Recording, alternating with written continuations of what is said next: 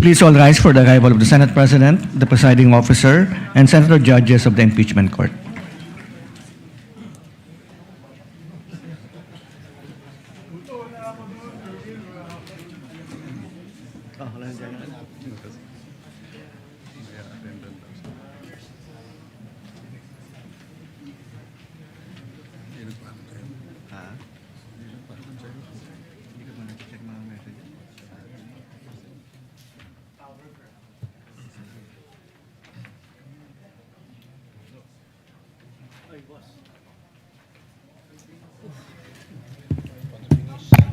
Finish.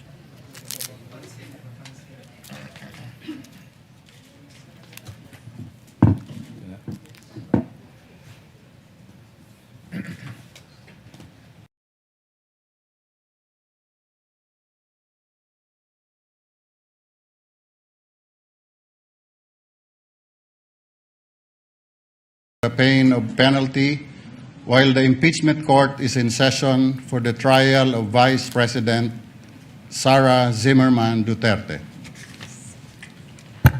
The impeachment trial of Vice President Sara Zimmerman Duterte is hereby called to order.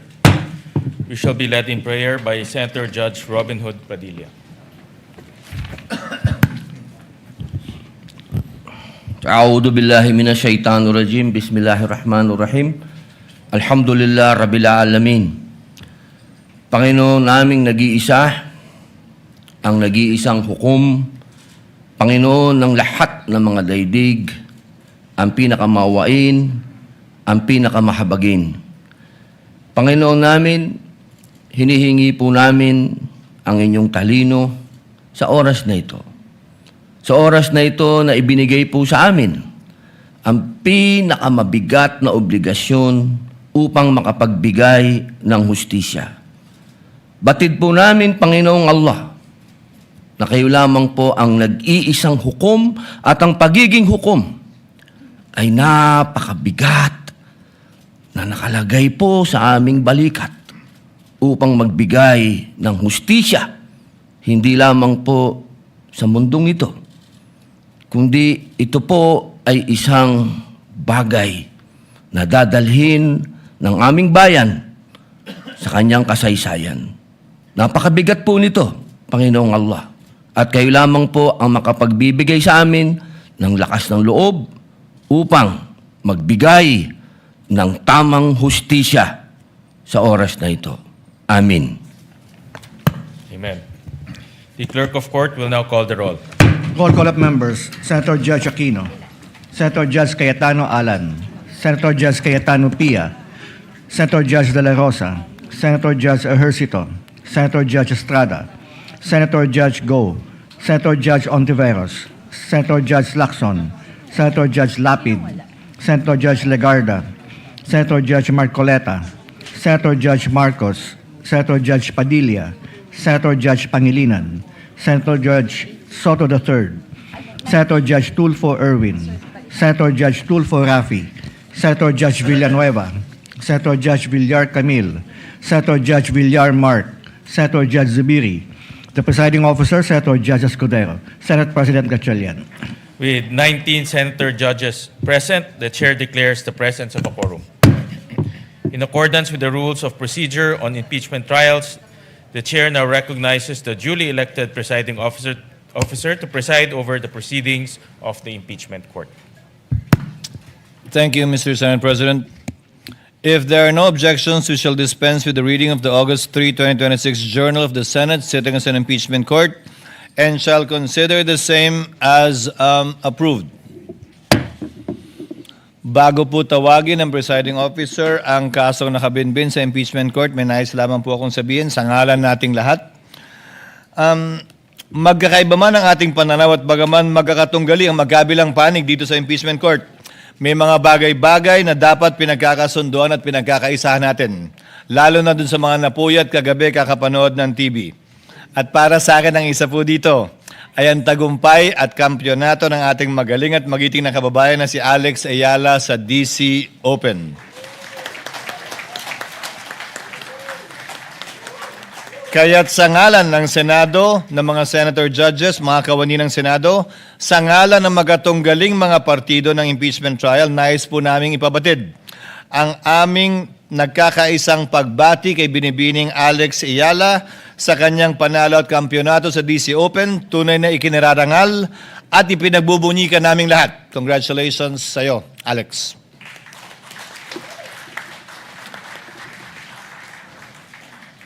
Kaya pag may inaantok po na Senator Judge, malamang nanood kagabi. The clerk of court is instructed to kindly call the case before this impeachment court.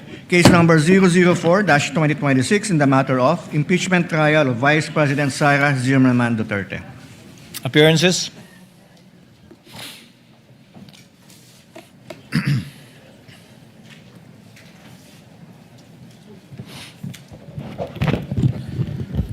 Your Honor, same appearance for the prosecution. I understand, Your Honor, that this is a continuation of the direct examination of the prosecution's witness, Attorney Wamil. And with that, Your Honor, may we ask that the counsel for the prosecution, Attorney Lorna Kapunan, be recognized. Noted. At the proper time, yes. Counsel for respondent appearances? Same appearance for the respondent accused. Good morning, Your Honors. Good morning. Before the presiding officer calls on the counsel for the panel of prosecutors, Attorney Kapunan, for the continuation of his cross and the witness, the chair would like to ask if the respondent, or rather counsel for respondent, has been furnished with a copy of the motion of the panel of prosecutors with respect to the request for judicial notice. Yes, sir. Yes, that is correct, Your Honors. We were furnished yesterday. For your information, counsel, we will hear your arguments for or against it and or a written opposition or agreement with that motion tomorrow. Just to give you advanced information before we start the trial, so that you have enough time. Okay, thank you, Your Honor. At this juncture, Chair would now like to recognize, with the permission of the Honorable Chua, the prosecutor, rather the counsel for the panel of prosecutors, Attorney Kapunan, and Chair instructs the clerk of court to bring the witness, Mr. Wamil, before the witness stand.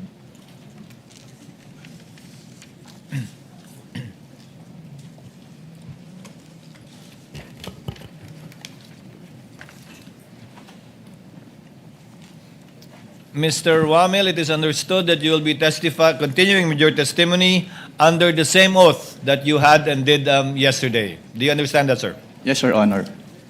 Attorney Kapunan, counsel for the panel of prosecutors, you may continue with your direct examination of the witness, Mr. Wamil of the Commission on Audit. Thank you, Your Honors. To the Senate impeachment judges and to the presiding officer and Senate President, I beg the indulgence of this honorable court to start this with a recess. The reason this is necessary, Your Honor, is because yesterday, when prosecution asked for a recess with the permission or consent of the counsel for the respondent, we started to identify and cross-check the 845 acknowledgement receipts. Unfortunately, time ran out, and our assisting counsels only were able to show half of it, Your Honors. Although this court will recall that under Rule 130, Section 3, in coordination with Section 7, we were able to mark a tabulation or a summary prepared personally by this witness, Your Honor, to preempt any possible objection of the respondents and any manifestation that they were not allowed to compare the copies of our exhibits and their own exhibits as regards the rest of the acknowledgement receipts, Your Honor, unless they will stipulate that there is no need, Your Honor, then it becomes necessary for a brief recess, Your Honor. Counsel, for what purpose is the recess? Your Honor, please, yesterday when we resumed hearing yesterday, Your Honor. And we were going over these 3 boxes and several folders, Your Honor. It had to abruptly stop because we had resumed session. And at that time, our associates noted that kalahati lang po ang natapos sa pag-compare. Counsel, the presiding officer will have a query first beforehand. Yesterday, you presented a summary and a table of his findings based on the 845 acknowledgement receipts contained in the 3 boxes. 3 boxes. Yes, Your Honor. And you presented some samples. I count 1, 2, 3, 4, 5, 6 examples rather. So you mean to say you want to present more acknowledgement receipts as samples as part of the tabulation of the witness? No, Your Honor. What we would like to do now and inquire from counsel for the respondent is if it's no longer necessary for your associates to look over the said acknowledgement receipts, Your Honor, if they can manifest that and to preempt any possible technical objection, examination, or upon offer of these exhibits, Your Honor, because these exhibits will have to be offered in due time. And we do not want it as an objection to the offer that they were not able to compare the rest of the acknowledgement receipts, Your Honor. Now, to preempt that, if counsel is willing to forego with that potential objection, Your Honor, we're ready to proceed. You're talking of only the acknowledgement receipts for the period covering December 21 to December 31, 2022. Yes, Is Your that Honor. what you're referring to? I think I know what counsel for respondent will already say, but yes, counsel for respondent, what is your comment on the manifestation of the counsel for the panel of prosecutors? Your Honor, we haven't stipulated on anything, so I don't see why there's a need to compare, actually. We haven't stipulated on anything. Actually, Attorney Kapunan, counsel for the respondent already said yesterday that just subject to cross insofar Yes. as the non-stipulated matters is concerned. That's correct. The counsel for respondent stipulated on everything you asked for in your list of documents except for that. Except for the acknowledgement receipts for the period covering December 21 to 31, 2022. My understanding, counsel, is that you will be presenting samples from the tabulation or summary of the witness. And as I said, you presented already 6. You may proceed to present samples or examples under each category of his table without prejudice, however many they may be, subject to your call and discretion, given the refusal to stipulate by the counsel for respondent, which is, of course, they would be well within their rights not to do so, given their own legal theory of the case. We submit, Your Honor. So kindly proceed, counsel. With the permission of this honorable court, same appearance. Good morning to the senator judges. Mr. Witness, yesterday, you were able to identify 845 going through these documents, acknowledgement receipts. Mr. Witness. Yes, ma'am.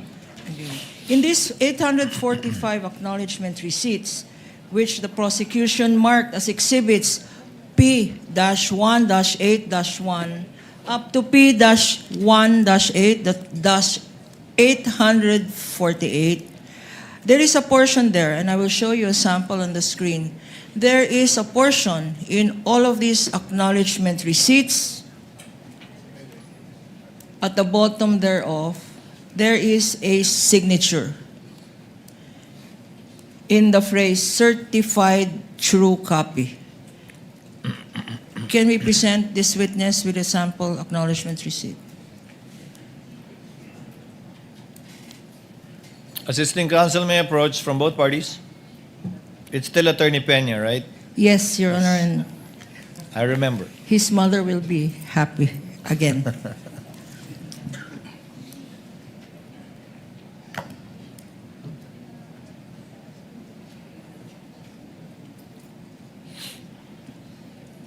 Can you go through some of this acknowledgement receipts, Your Honor? While counsel is showing over these acknowledgement receipts to our witness, Mr. Wamil, we would like to make a manifestation that at the bottom portion of all of these exhibits, identified or being identified now by this witness, have the statement certified true copy being shown on the screen.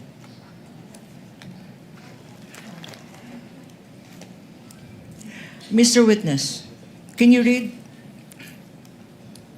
Yes, ma'am. It says certified true copy, and there is a name, Davin Bakay. Would you know who this person is? Yes, ma'am. Who Siya- is Mr. Bakay? Siya po ay admin staff ng COA ICFAO. Koa Ikfao. And his signature, there is a signature that appears over the name Davin Bakay. Whose signature is this? Sa kanya po. Why do Kay you Divin know? Bakay po. Nakita ko po siyang pumirma ng ibang dokumento at yung kanyang pirma sa mga dokumentong iyon ay kapares po ng kanyang pirma sa certified true copies. In all of these acknowledgement receipts that you have seen or saw yesterday, Yes, ma'am. is it the same Bakay that certified as to this photocopies being certified true copies? Yes, ma'am. Okay. Your Honor, with that, we will proceed where we left off yesterday, Your Honor. Yes, I believe you were able to identify already the checks and made the witness identify the checks already for the first, second, and third quarter, counsel, if I'm not mistaken. Yes, Your Honor. You may proceed, counsel. Yesterday, Mr. Witness, we had identified and you had confirmed certain land bank checks. We will now go to disbursement checks, which you said, disbursement vouchers, which you said were among the documents submitted by the Office of the Vice President to allegedly liquidate her confidential funds, if shown to you, Mr. Witness. 3, disbursement vouchers. And again, with the kind permission of the court and for easy reference of the honorable impeachment judges on screen, and if you please check this copy being shown to you, these are stipulated documents, Your Honor, and common exhibits of both the prosecution and the defense. For the prosecution, there is a disbursement voucher dated January 31, 2023, Exhibit P-1-10-B, shown on the screen. Likewise, there is a disbursement voucher dated April 10, 2023, Prosecution's Exhibit P-1-10-C, and likewise, the Defense Exhibit. And lastly, disbursement voucher dated July 13, 2023, Prosecution's Exhibit P-1-10-D.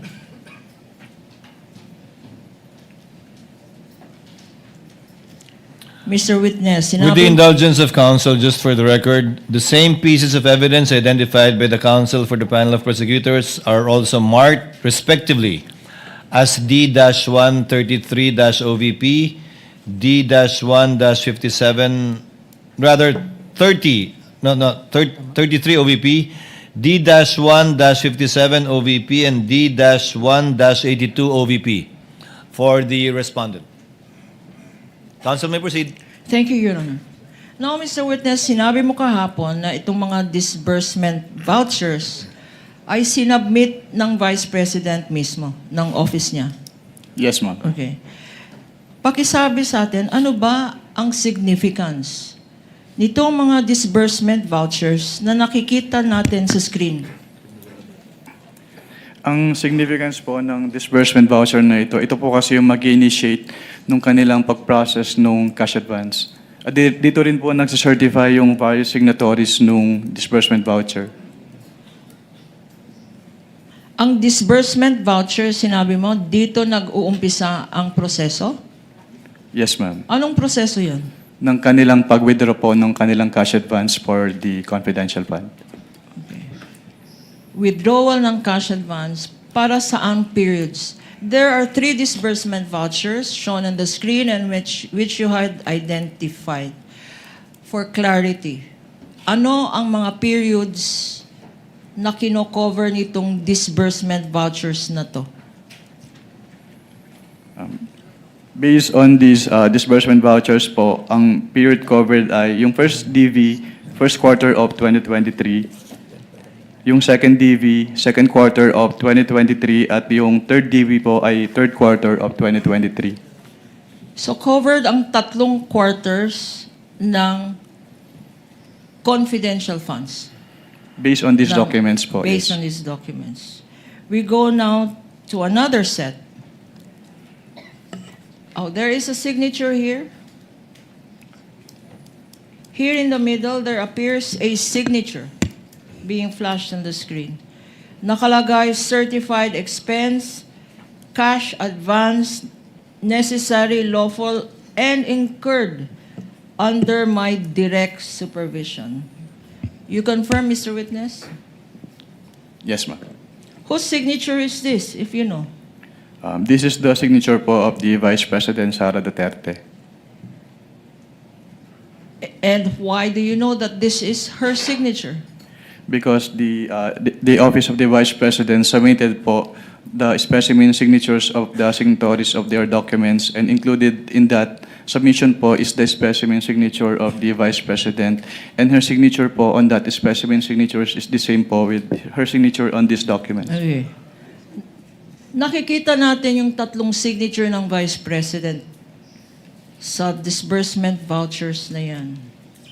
What is the significance of her signature in these 3 disbursement vouchers, kung masasabi mo?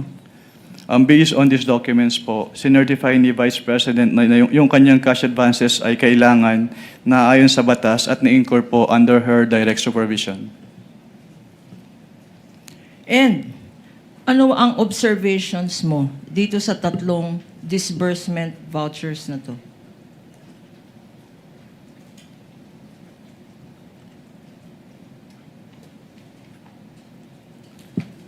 With respect lang po dun sa disbursement voucher for the third quarter of 2023, hindi po napirmahan yung Box E, which is the receipt of payment portion. Anong significance ng observation mo na to? Ito po kasi yung patunay na na-receive ni kung sino man po yung pay nung cheque, yung payment. At sa pagka-evaluate mo nitong disbursement vouchers na to, ito ba ay compliant sa joint circular na sinabi mo kahapon? Based on my evaluation po, wala naman po akong nakitang findings bukod dun sa walang signature yung Box E of the third quarter disbursement voucher. Okay. Punta naman tayo sa next set of documents. 3 na naman to for the 3 periods that you mentioned. Showing to you on the screen, and please go over the documents being presented by Attorney Peña. There is a liquidation report dated March 29, 2023. Prosecution's Exhibit P-1-9B.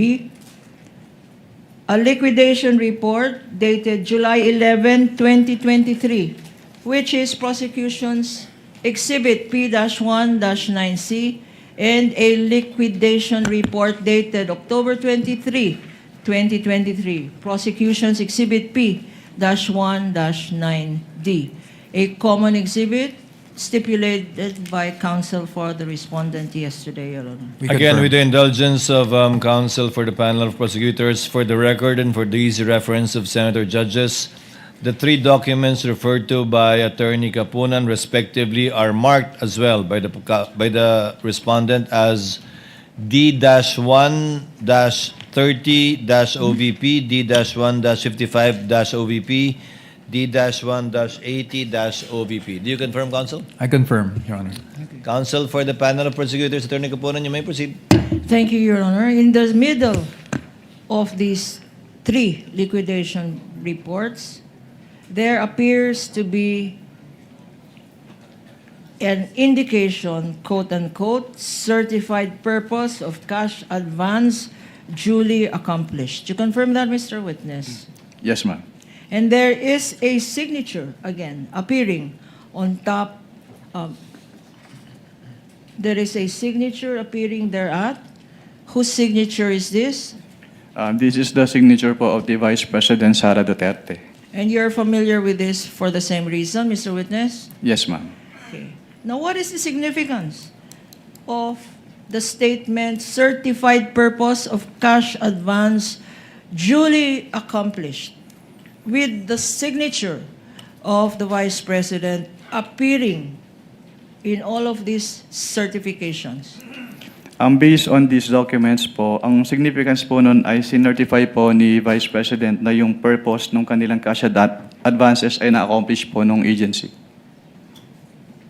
And any observations as regards these three documents?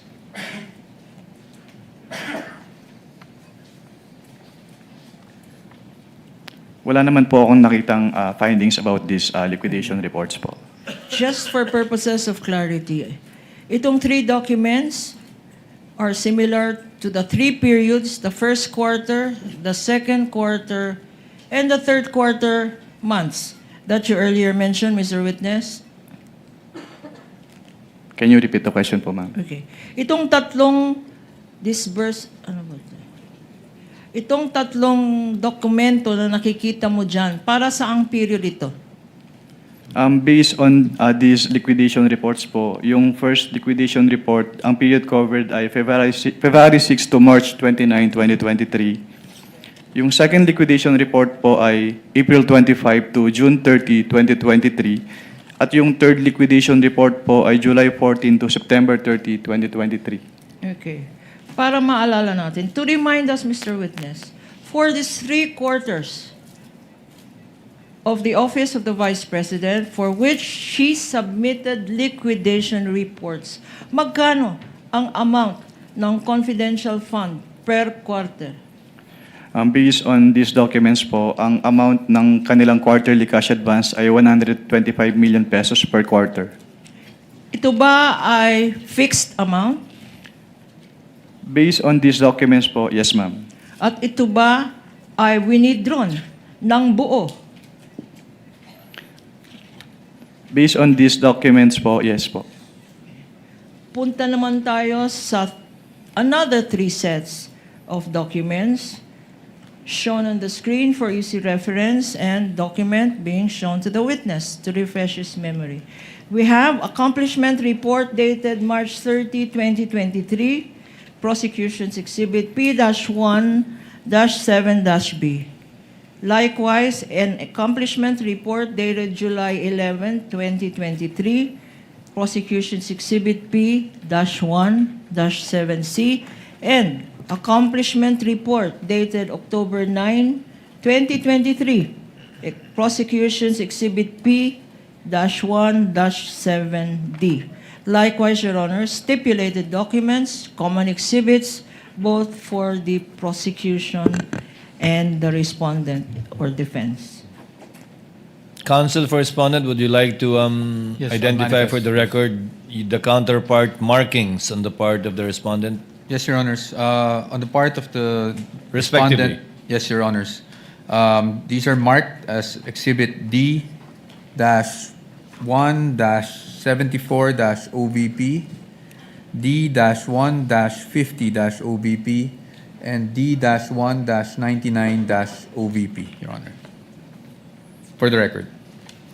Sorry, if the first one is actually D-1-50-OVP, the second one would be D-74-OVP, and the third one would be D-1-99-OVP, for the record, Your Honor. Counsel, D-1-50-DE with respect to the 3/30/23 accomplishment report, not D-1-21-DE? For the first quarter, Your Honors, sorry. Yes, You may repeat. accomplishment report. For first quarter, it's D-1-50, 50, okay. dash OVP, not DE, Your Honor. Dash OVP. Clerk of Court is instructed to kindly correct our records if at all it is different from what the counsel for respondent manifested. Counsel for the panel of prosecutors, Attorney Kapunan, you may proceed, ma'am. Thank you, Your Honor. Now, Mr. Witness, for purposes, para malinawan tayo, ano yung mga periods na kinover ng tatlong accomplishment reports na to? Yung first accomplishment report po, ang nakalagay po na period covered ay February 6 to March 29, 2023. Yung second accomplishment report po, ang nakalagay na period ay April 25 to June 30, 2023. At yung pangatlo po, July 14 to September 30, 2023. So, tatlong quarters ng Office of the Vice President. Tama. Yes, ma'am. Okay. Meron dito, common to all of these exhibits, flash on the screen, is the phrase approved by. And there is a signature. There is a signature there. Whose signature is this? This is the signature po of the Vice President Sara Duterte. Familiar to you for the same reason, Mr. Yes, ma'am. Witness. And ano ang ibig sabihin ng nakalagay dyan, approved by, at pinirmahan ng Vice President sa tatlong dokumentong ito? Ang ibig sabihin po nito ay inapprove niya kung ano man po yung contents ng kanilang quarterly accomplishment reports. Na-approve ng Vice President mismo? Yes, ma'am. Okay. Now, for our appreciation, punta ngayon tayo sa first quarter. Anong observations mo dito sa nakikita mong first quarter accomplishment report? Based on this first quarter accomplishment report, meron pong dalawang items dito na hindi kasama dun sa allowable confidential expenses under item 4.8 of the Joint Circular 2015-01. Anong ibig sabihin ng hindi allowable? Bawal? Bawal ba? Opo, kasi yung listahan po ng allowable confidential expenses under 4.8 ng Joint Circular ay exclusive. So kapag hindi po kasama doon, hindi po pwedeng paggapitan ng kanilang confidential fund. Aside from itong sinasabi mong bawal na paggamit ng confidential fund appearing in this document, meron ka pa bang ibang observation? Meron din pong line item for the payment of reward under item B po nung kanilang actual outcome and accomplishment, at wala po silang sinubmit na any document evidencing the success of the information gathering or surveillance activities on account of the information given by the informer as required po under item 4.8.5 of the Joint Circular. So itong linalagay dyan ng payment of reward, ang sinasabi mo, Mr. Witness, based on the Joint Circular, violation ba ito? Yes, ma'am, that is a violation po.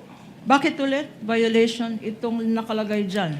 Violation po siya since hindi po siya compliant dun sa conditions ng payment of reward, which is yung dapat meron po siyang supporting document evidencing the success of the information gathering or surveillance activities on account po ng information given by the informer. Sa lahat ng mga liquidation documents na binigay sa'yo or sinubmit sa office ng COA-ICFAO, wala bang any dokumento na nagpapatunay na ang rewards na binigay sa informant ay nag-result ng successful activity?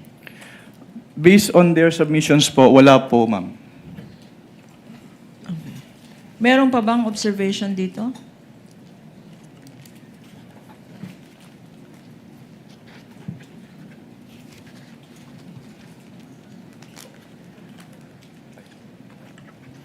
Wala na po.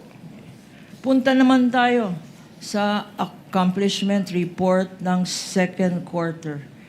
Exhibit P-1-7C. Any observations? Ano naman ang masasabi mo dito sa accomplishment report na inapprove mismo ng Vice President Sara Duterte? Katulad po nung naunang accomplishment report, meron din po silang line items for provision of medical and food aid at payments of incentive or traveling relative to the confidential operations na hindi po among the allowable confidential expenses under item 4.8 of the Joint Circular 2015-01. Sinabi mo na meron nakalagay dyan, medicines. Bakit sinabi mo na bawal o hindi allowed ito Dahil sa hindi, joint circular? hindi po siya kasama dun sa exclusive list of allowable confidential expenses under item 4.8 po. Ano pa ang na-observe mo dito? Meron din pong line item for the payment of reward for 12 million pesos, pero hindi po siya suportado ng any document evidencing. Your Honor, objection. I beg the indulgence of the... What is the objection of counsel? Your Honor, I gave some leeway earlier to the witness, but we moved to strike out the witness, strike out the answer of the witness as far as the payment of reward is concerned. Kasi ang pinag-uusapan lang naman natin dito, on its face, kung merong mali sa utilization of confidential intelligence funds in terms of the accomplishment report. He is now going into the findings, which is not part and parcel of this form, which is the accomplishment report, Your Honor. So, Not yet part of it. not yet. So what I'm saying is the payment of reward by itself is not a violation. Indicating the payment of reward here by itself is not a violation of the joint circular, Your Honor. Because we are not yet, if at all, at the AOM level Exactly, and or notices. But kindly reform, counsel. Objection sustained. Ito bang payment of rewards kasama dyan sa tinatawag na allowable expense ng confidential funds? Based on item 4.8 po, yes po, subject to the 3 conditions as enumerated po. Okay. Ano itong 3 conditions? Under item 4.8.5 of the Joint Circular, payment of rewards must be made to non-employees of the informers who must be non-employees of the agency concerned, subject first to the approval of the head of the agency, second to the submission of documents evidencing the success of the information gathering or surveillance activities on account given by the informer, and thirdly po, it must be directly related to the confidential operations of the concerned agency. At sa mga requirements na sinabi mo, compliant ba ang Office of the Vice President? Based on their submissions po, hindi po sila nag-submit ng any document evidencing the success po of the information gathering or surveillance activities on account of the information given by the informer. Before we proceed to the third quarter and your further observations dito sa second quarter, magkano ba ang sinabi na amount na ginamit sa confidential funds para sa medicines? Can you repeat the question po? What quarter po? Okay. Magkano ba, if you know, kasi ikaw nag-evaluate, magkano ba ang ginastos para sa medicines For what quarter po, ma'am? Sorry. for the second For quarter? the second quarter.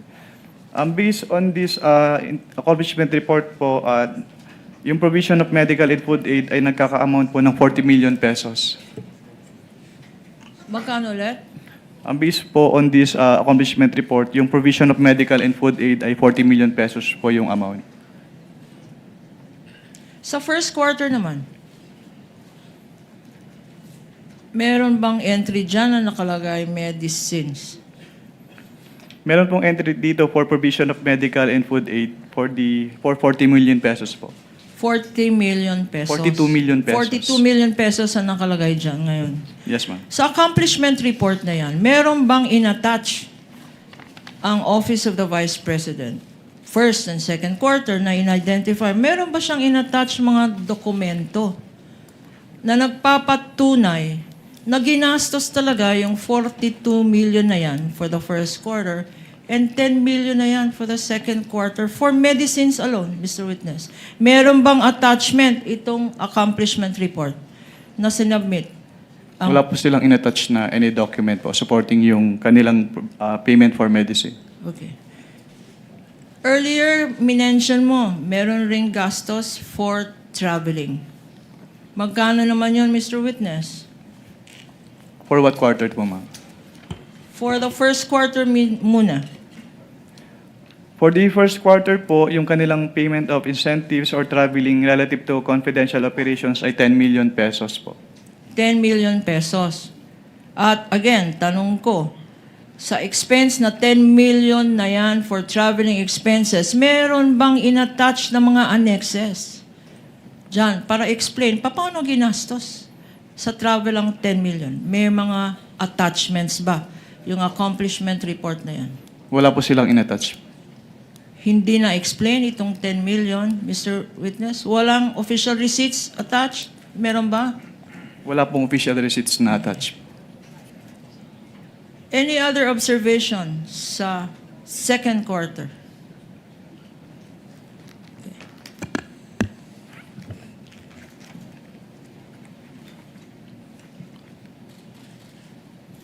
There you go. Okay. Same lang po with the first quarter yung findings po dito. Sa third quarter naman po tayo pumunta. Exhibit P-1-17-7-D. What are your observations? Ano naman ang masasabi mo dito sa accomplishment report ng Vice President?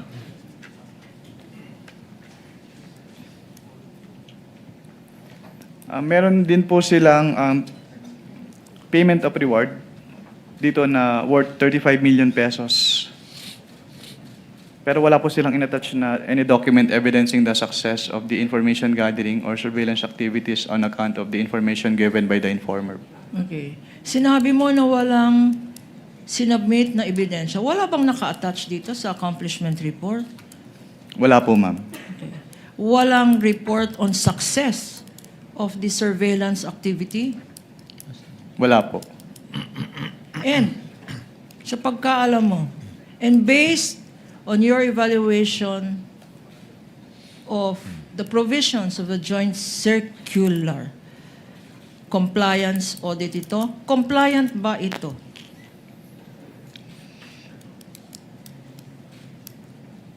Hindi po siya compliant, ma'am. Bakit, Mr. Witness? Dahil wala nga pong supporting document po yung kanilang payment of rewards as required under item 4.8.5 of the joint circular.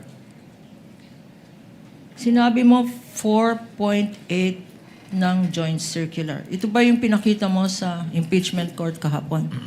Yung 4.8 na yan? Yung provision? Isa po siya sa pinakita kahapon. Okay. Ngayon, magkano naman? Magkano yung item na yan sa third quarter report? For the third quarter po, ang amount ng kanilang payment of rewards ay 35 million pesos. 35 million pesos. Para sa isang quarter lang. Yes, ma'am. Para sa third quarter. Okay. Thank you, Mr. Witness. Punta naman tayo sa next set of documents na sinubmit rin ng Office of the Vice President para i-liquidate yung kanyang confidential funds for the first, second, and third quarter. I refer you now, flashed on the screen and being shown to you, are certifications submitted by the Office of the Vice President. Unang-una, certification of the Office of the Vice President dated March 30, 2023, Exhibit P-1-6-B. Pangalawa, OVP certification dated July 11, 2023, which is Prosecution's Exhibit P-1-6-C. At pangatlo, OVP certification dated October 9, 2023, Exhibit P-1-6-D for the prosecution stipulated upon by the respondent and likewise part of their defense exhibits. Yes, we confirm, Your Honor, and we would like to manifest that for the first quarter certification that is marked as Exhibit D-1-34-OVP. Second quarter, that is Exhibit D-1-58-OVP. And for the third quarter, it's D-1-83-OVP for the defense, Your Honor. And your documents are certified true copies, counsel for respondent. That is correct, Your Honor. Counsel for the panel of prosecutors may proceed. Thank you, Your Honor. Now, please look at these certifications. Meron nakalagay dyan sa bottom ng page, attested. Anong ibig sabihin ng attested? Ang ibig sabihin po ng attested ay verify at confirm po as true nung signatory dito yung contents ng certification. At sino naman ang signatory na nakikita natin sa dokumentong ito? Based on this certification po, si Vice President Sara Duterte. At siya mismo ang nag-attest na tama lahat ang nakalagay dyan? Based on these documents po, yes ma'am. Okay. And you are familiar with the signature for the same reason, Mr. Witness? Yes ma'am.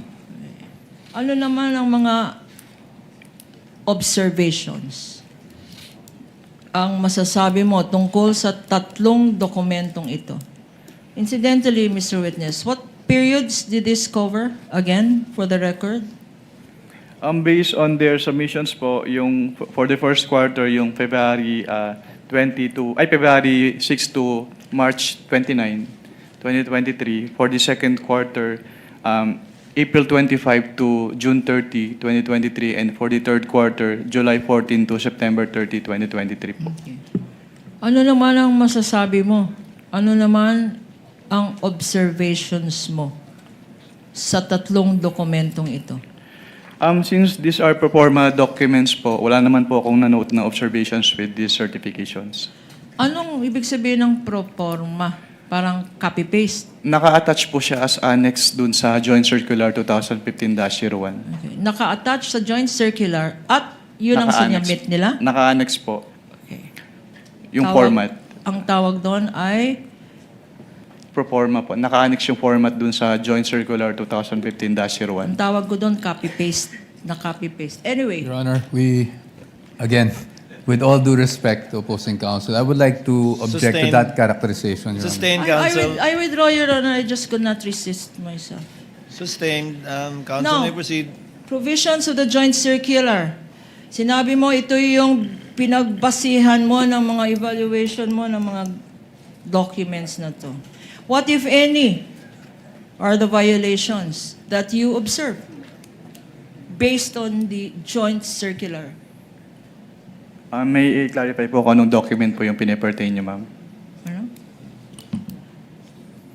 Sa lahat ng dokumento. Sa lahat po ng dokumento. Based on, for what quarter po? Sorry. For all the quarters.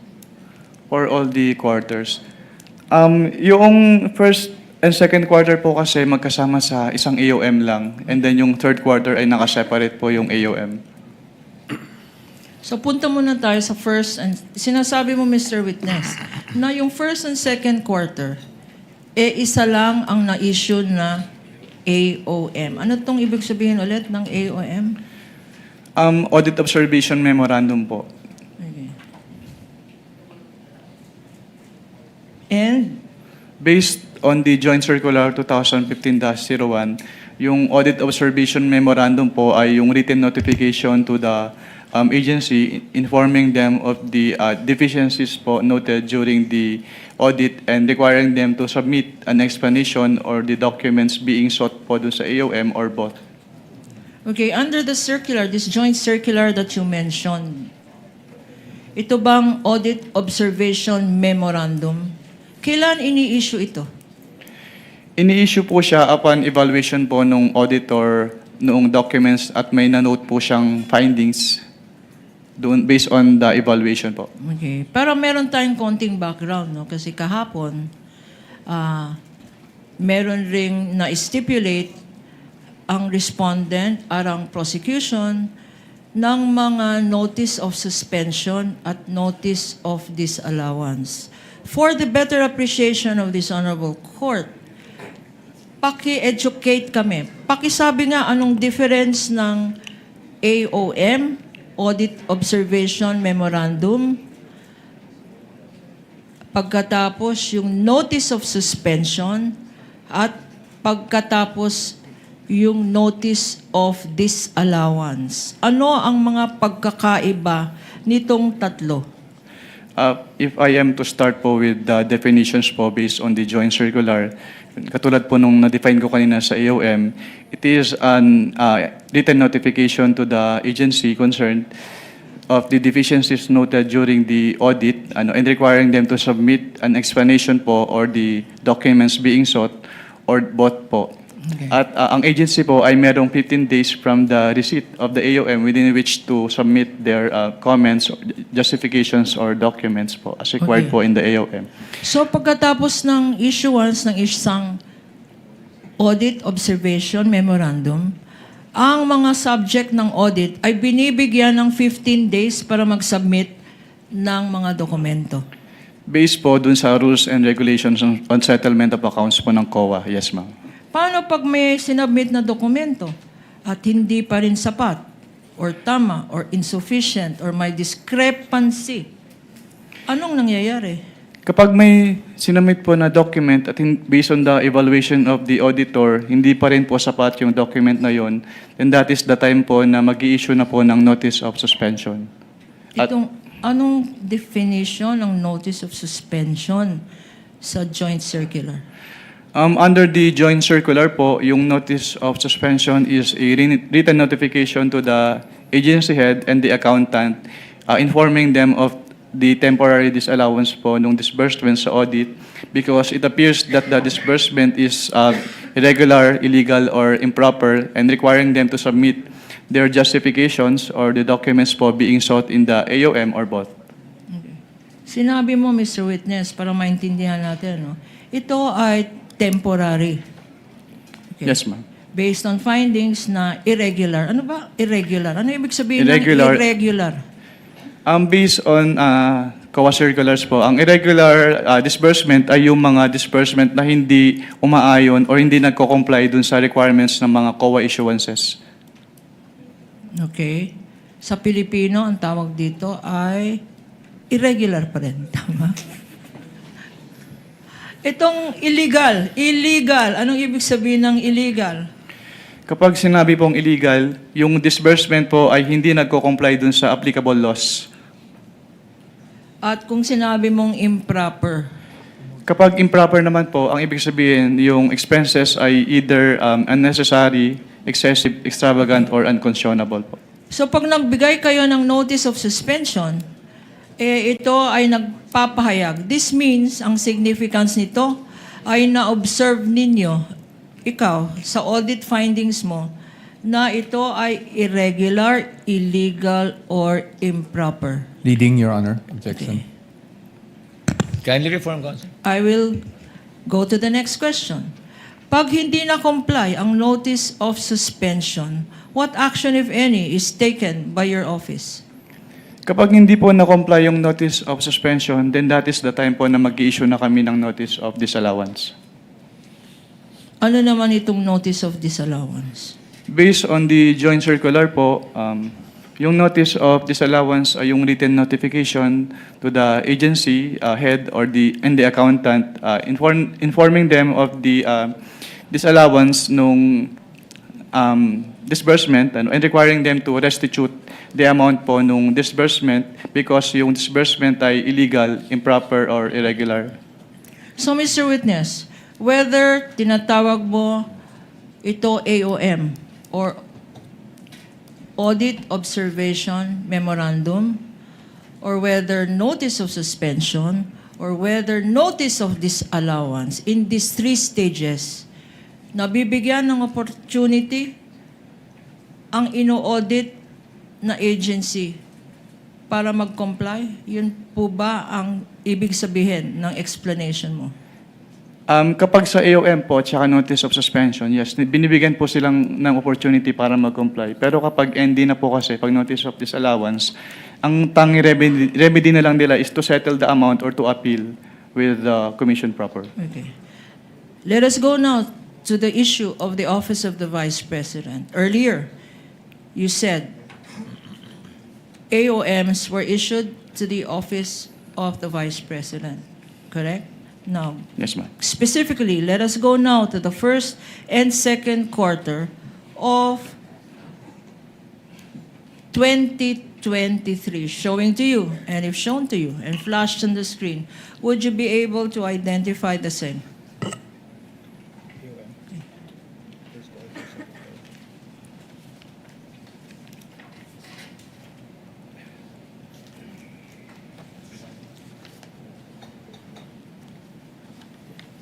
Yes, ma'am. Your Honor, please, for purposes of identification, this again is a stipulated common exhibit. This AOM, dated February 1, 2024, corresponding to the first and second quarters, have been identified as Exhibit P-1-12-E for the prosecution. Thank you, Your Honor. On the part of the defense, this was pre-marked as D-1-105-OVP for the information of the Honorable Court. Noted. Attorney Capunan, may proceed. Please look at this AOM and refresh your memory. What, Mr. Witness, did you observe from this AOM? Yung findings po or observations namin, una po, hindi po nag-submit ng documentary evidence of payments si OBP for the first and second quarters of 2023. Pangalawa po, based on their accomplishment report, meron kasing nakalagay as payment of rewards pero wala pong sinubmit si OBP na any document evidencing the success po, which is in violation of the item 4.8.5 of the joint circular. Your Honor, for the better appreciation, Your Honor, and with your permission, this is being flashed on the screen. The findings made are in boxed in red, Your Honor. So yung second finding mo, una, ulitin natin. Yung una po ay walang sinubmit na documentary evidence of payment si OBP for the first and second quarter of 2023. Ano pa? Pangalawa po, dahil may line item for the payment of rewards sa kanilang accomplishment report, wala po silang sinubmit na any document evidencing the success of the information gathering or surveillance activities on account of the information given by the informer in violation po nung item 4.8.5 of the joint circular. Meron mga, before you go to your next observation, Mr. Witness, merong mga amounts stated dyan. For the record, can you read these amounts and what periods they correspond to in terms of payment of rewards? Based on this AOM po, yung 15 million pesos ay binayad as payment of reward noong February 6 to March 29, 2023. At yung 12 million pesos naman po ay binayad as reward noong April 25 to June 30, 2023.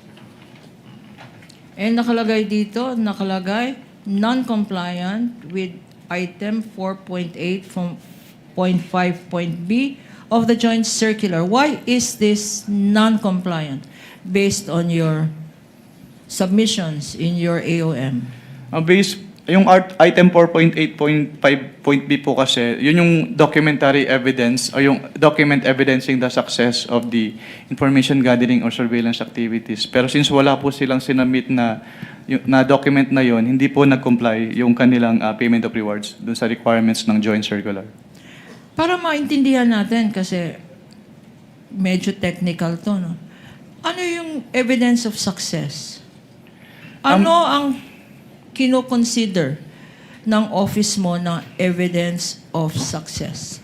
Actually, based dun po sa joint circular, walang any specific document na na-mention. Pero kasi ang tinitingnan po namin is dapat merong causal link yung surveillance activity, yung successful surveillance activity or information gathering at saka yung information given by the informer.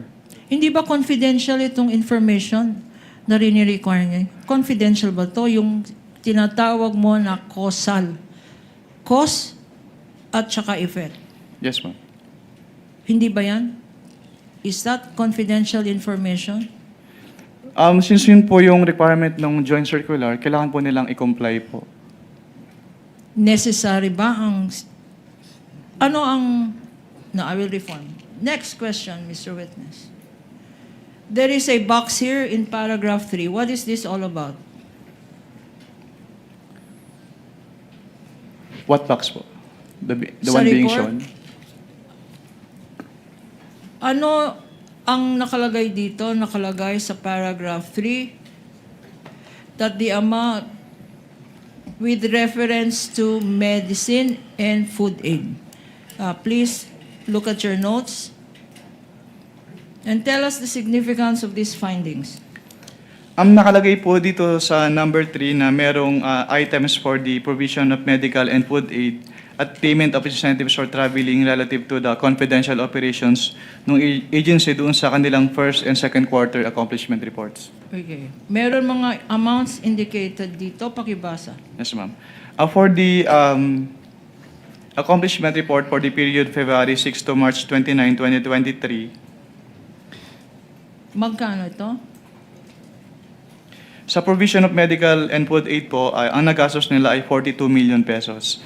Tapos sa accomplishment report for the April 25 to June 30, 2023, yung nagastos po nila for the provision of medical and food aid ay 40 million pesos po. So, ang total nito, Mr. Witness, para sa period na to ay 42 million plus 40 million. Yes, ma'am. 82 million, Mr. Witness. Based on their submission po, yes, ma'am. Okay, and 82. based on their submissions, did they also attach to their submissions any documents showing or proving payments for medical supplies or food supplies? Wala po. Again, meron pang ibang figures dito, pakibasa, and what are they for? Yung isa naman po, yung February 6 to March 29 period, 10 million po yung binayad for the payment of incentives or traveling relative to the confidential operations. At for the period naman po na April 25 to June 30, 2023, may binayad po na another 10 million for the payment of incentives or traveling relative to the confidential operations. Okay. So sa binasa mo, ang total nito ay 20 million. Yes, ma'am. At itong 20 million ba, may kasamang mga resibo or attachments para patunayan na nagastos tong 20 million para sa travel. Based on their submissions po, wala pong inattach si OBP. Okay. And sa last sentence, ano itong amount na 20 million pesos? Ayan po yung total po nung kanilang payment of incentives or traveling relative to the confidential operations for the first and second quarter po. Okay. Ngayon, meron kang conclusion sa last paragraph. Can you read it? The provision of medical and food aid and payment of incentives or traveling relative to the confidential operations expenses do not fall among those enumerated under item 4.8 of the joint circular. Thus, the same should not be charged against the confidential fund of the agency. At sinasabi mo, ang nature ng listahan sa joint circular ay ano? Exclusive po. Exclusive. Anong ibig sabihin ng exclusive? Bawal ang wala sa listahan. Tama ba yan? Yes, ma'am. Another box item is paragraph number 4. Please refer to your notes as shown on the screen. Anong significance, if any, nitong finding mo sa AOM? Under number 4 po, hindi po naka-indicate sa kanilang physical and financial plan yung specific confidential activities na kanilang paggagamitan po ng kanilang pondo in violation of the item 4.2 of the joint circular. Okay. Itong physical and financial plan, identified to at stipulated document ito, tama? Yes, ma'am. Okay. Ngayon, ano ba dapat pag tinitignan ng isang physical and financial plan? Ano ba ang hinahanap dyan? Tinitingnan po Kasama na... ba dyan? Sakop ba niyan ang Christmas party? Paulit po ng tanong. Kasama ba sa physical and financial plan ang Christmas party? Yung agency po ang makakapag-answer niyan. Okay, Kasi kasama ba dyan? yung physical and financial plan po kasi ay ginagamit nila to support their allocation. Okay, kasama ba dyan tree planting? It is outside po my authority to answer that since agency lang po ang makakasagot niyan. Okay, kasama ba dyan ang magbibigay ka ng awards? Okay. In the nature of your definition of confidential funds, are these activities considered confidential activities? As an answered, Your Honors, it is beyond the witness authority to If he determine. knows, Your Honor. If he knows. He's competent. He's a competent witness. He's the one who personally evaluated, and he's also a Witness may lawyer. answer if he knows. Mr. Wamel, you may answer if you know. If I am to relate po yung sinabi nyo dun sa item 4.8 of the joint circular, hindi po kasama yung mga binanggit nyo dun sa allowable expenses po ng confidential fund. Thank you, Mr. Witness. Punta naman tayo sa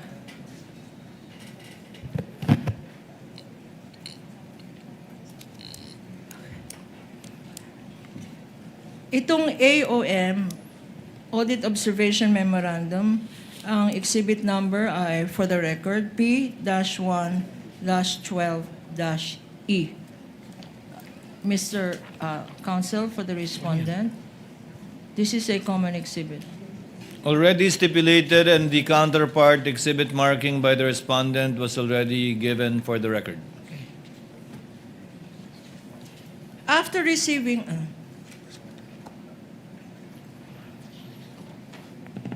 Your Honor, may we just clarify if we're referring to the first quarter AOM? She's referring to The the first and second. respondent's D-1-105-OVP. Thank you, Your Honor. Your Honor, for clarity's sake, the first and second quarters are covered by only one audit observation memorandum, which this witness just testified on. Yes, counsel. The counsel for respondent confirms that. The presiding officer confirms that as well.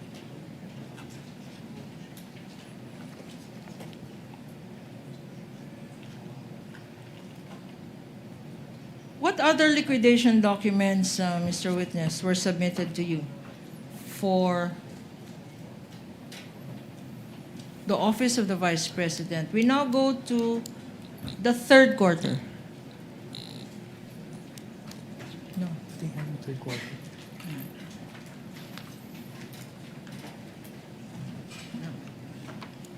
The findings on liquidation.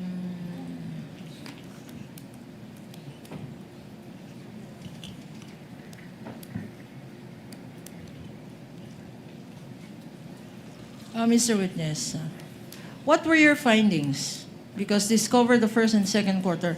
Ano naman ang findings mo tungkol sa third quarter Sa third ng quarter. Office of the Vice President? Sa third quarter po ng third quarter cash advance and liquidation po ng Office of the Vice President, ang naging findings po doon ay una, hindi nag-submit si Office of the Vice President ng kanilang documentary evidence of payments para sa kanilang third quarter liquidation, which is violation po nung item 4.12 of the joint circular. Yung kanilang accomplishment report ay merong payment of reward. Pero hindi po siya substantiated ng any document evidencing the success of the information gathering or surveillance activities on account of the information given by the informer, which is in violation of the item 4.8.5b of the joint circular. At pangatlo po,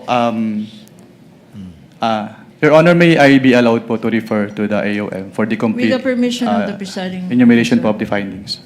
May the witness refer to his notes Counsel, to Your Honor. refresh his memory. Maybe just clarify on this matter, just brief, because Yes, what is yesterday, the comment of counsel for yesterday respondent? I remember that the witness was only in ICFAO until February 2024. Is that correct? Maybe check the record if that is correct. Yes, Your Honor. 2014 to 2024. That's what he said. Okay, so this AOM for the third quarter was issued August 8, 2024, Your Honor. So he is referring to something that he has no personal knowledge of. What month did you leave? What month did you leave COA ICFAO, Mr. Ramil? February of 2024 po. Your Honor, please, this is preliminary. We would have, if we were allowed to continue with this questioning, Your Honor, that this witness will attest to the fact that he was the one, before he left, he prepared a draft of an AOM for the third quarter. And if I may be allowed, maybe counsel will see the relationship of my question to Then This AOM. witness, kindly not refer to an AOM. If indeed you prepared a draft, as you will testify on later, you can refer to your notes, but not the AOM. My apologies po, Your Do you Honor. have notes pertaining to the draft you prepared, pertaining to the supposed AOM issued after you left COA ICFAO? I don't have my notes po with me. Pero I can give po yung the additional audit observation po based on my draft po na sinamit sa ICFAO. May we see the draft, Your Honor, before Do he you gives have his a copy of the observations? draft, Mr. Wamil? I do not have the copy of draft po with me. Then Nasa we file po object, siya Your ng Honor. ICFAO. Counsel, Attorney Caponan, do you have a copy of the draft? Will you be marking it? No, Your Honor. We are not marking a draft. We are just eliciting from this witness testimonial evidence that before he left, he did prepare a draft which he turned over to his successor in the position, Your Honor. And this will be testified to by our next witness, Your Honor. But witness is not allowed by the court to refer to the AOM issued after he already left the office. If he did not bring his notes, then he cannot refer to any other document while he is testifying. We submit, Mr. Subject to Presiding. those conditions, counsel may proceed. Your Honor, please, we have finished with the Office of the Vice President for the last quarter of 2022, the first, second, and third quarter, and all the liquidation reports submitted by the respondent Vice President to the COA ICFAO office, Your Honor. We will now go to the Department of Education. And for this, Your Honor, can I ask for a 1-minute recess so I can confer? Just 1 minute, Your Honor. 1 minute recess is granted.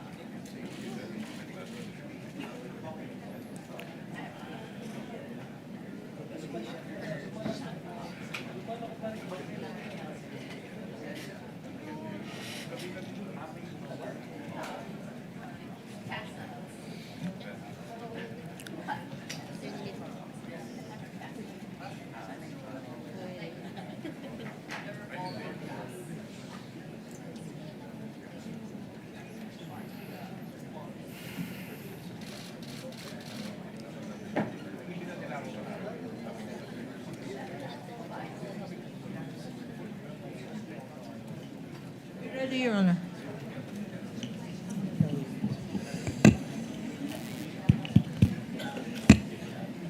We're just waiting for Attorney Kapunan, who had to answer the call of nature.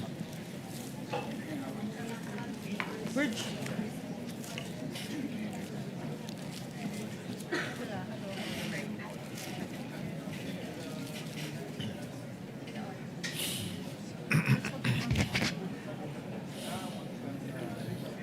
I apologize for making the Honorable Court. No worries, counsel. Trial is resumed. Counsel for the panel of prosecutors, Attorney Kapunan, may proceed. Thank you, Your Honor. We now go to the Department of Education. And, Mr. Witness, I will refer you to 3 quarters, Quarter 1, Quarter 2, and Quarter 3 for 2024. Mr. Witness, again, to refresh your memory, what periods do these quarters cover? We are now talking about the Department of Education.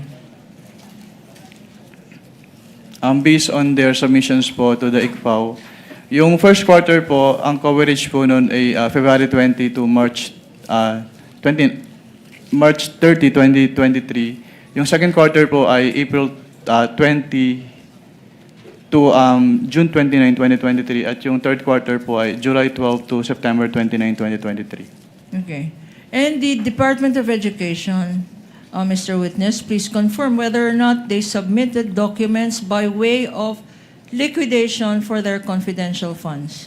Yes, ma'am, they submitted po. And can you refresh your memory, how much did the Department of Education receive by way of confidential funds for each quarter? Ang kanilang confidential fund po for each quarter ay 37.5 billion pesos. 37.5 million, a fixed amount? Yes, ma'am, per quarter. And were these amounts withdrawn in full? Yes, ma'am. And Based on the documents po na binigay nila sa amin. Let us now go to these documents that you said were submitted to your office. Who submitted this? The Department of Education po. Okay. Now, if you are shown one of these documents, which is a fiscal financial plan for the first to the third quarter of 2023, previously marked as Exhibits P-1-18-A-3, P-1-18-A-B, and P-1-14B. For easy reference, Your Honor, this document stipulated and common exhibit also with the defense, Your Honor, is being shown to the witness and flashed on the screen. Correct, Your Honor. And the defense, On the part of the respondent, on the part of the respondent, these are exhibits D-1-20-DE. Next is D-1-50-DE. And D-1-74-DE. 74, not 79. 74, Your Honors. Okay. Counsel may proceed. Mr. Witness, these documents that you're seeing now, there is an annotation approved by. What does approved by mean? Ang ibig sabihin po ng approve by ay inapprove po nung signatory dito sa box na ito yung contents of the fiscal and financial plan. And this is in all 3 documents, Mr. Witness? Yes po, ma'am. Okay. There appears to be a signature in these 3 documents. Whose Assisting signature counsel are for both these? parties may approach the witness and compare the documents they possess. Please go over these documents and tell us whose signature is this?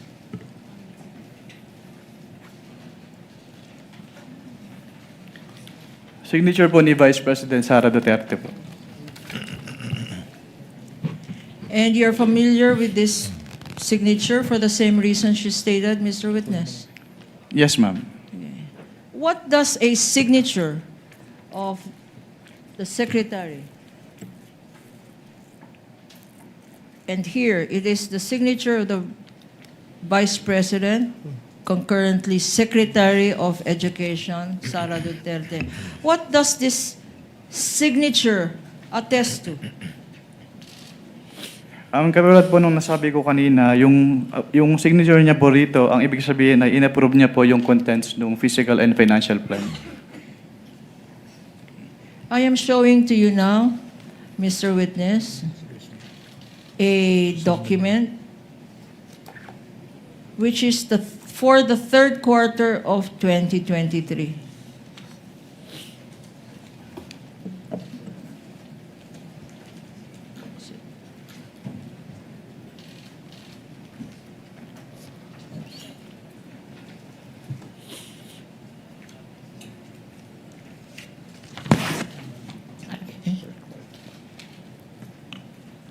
And this is part, as we can see on the screen, this is a part of Exhibit P-1-14-B. Please, for the record, tell us your observations. For the third quarter, for the first, second, and third quarter, as appearing in this exhibit, and in the notes or the documents you're looking at. There is here, can you read? Physical target. Can you read the first column? Your Honor. Counsel for just a quick, respondent. interjection, again with the due indulgence and I think the patience of opposing counsel. But if we're talking about the third quarter physical and financial plan, I just wanted to confirm that you were still there when you received these documents, correct? Yes, sir. Yes, okay. That's all. That's all. It was submitted July 3, Yes. 2023. Just wanted to confirm that. Noted, counsel for the panel of prosecutors, Attorney Kapunan, you may proceed. What observations have you made or did you make as regards the first quarter submission in the physical and financial plan of the DepEd? Dun sa kanilang physical and financial plan for the first quarter, hindi po naka-indicate yung kanilang specific confidential activities na pagbabasehan po ng kanilang disbursement from the confidential fund. Nakalagay sa first column, counter-insurgency programs. Did the DepEd submit any evidence on this or documents evidencing what it claims to be expenditures on counter-insurgency programs? Based on their submissions po, wala po silang sinumit na document. And it says here, what was the outcome expected from this? If you can read for the record. Based on this document po for the counter-insurgency program, ang expected outcome po ay to prevent any recruitment by the NPA and other communist and leftist groups towards teachers and students. And, Mr. Witness, with this submission, did the DepEd, Department of Education, submit any list of NPAs, communist, or leftist groups? Based on their submissions po, wala naman po silang sinumit. And the next column, a target to eliminate or reduce recruitment of teachers and learners by communist or leftist groups. Any observation on this? Since hindi po naka-enumerate yung kanilang specific confidential activities, hindi po nakamatch yung kanilang physical target on the specific confidential activities na paggagamitan nila ng kanilang fund from Well, confidential. There was no list of teachers, no list of learners, nor list of communist or leftist groups appended to any of the documents submitted by the DepEd, Mr. Witness. Wala po. For emphasis, please read the amount here. The amount po is 9,375,000 pesos. Okay.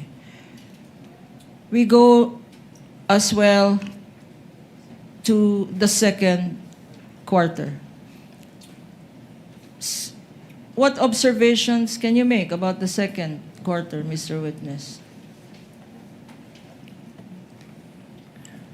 Same po with the first quarter, hindi rin po naka-indicate yung kanilang specific confidential activities na kanilang paggagamitan ng magiging basis po ng kanilang disbursements from the confidential fund. Same observation for the third quarter in terms of physical target. Mr. Witness? Yes, ma'am. And the amount, please state for the record. For the second quarter, to eliminate, reduce, recruitment of teachers and learners by communist groups or leftist groups. A function of the DepEd, how much was spent by the For- DepEd for this function? For the second quarter po, 9.3 million pesos po. And for the third quarter, For the third quarter, 9.2 million pesos po. okay. Again, we go now to the second program or activity allegedly conducted by the DepEd. Abuse prevention and control within schools. Mr. Witness, were any documents submitted to show what activities these programs allegedly to prevent abuse and control within schools with the expected objective of reducing abuses against learners?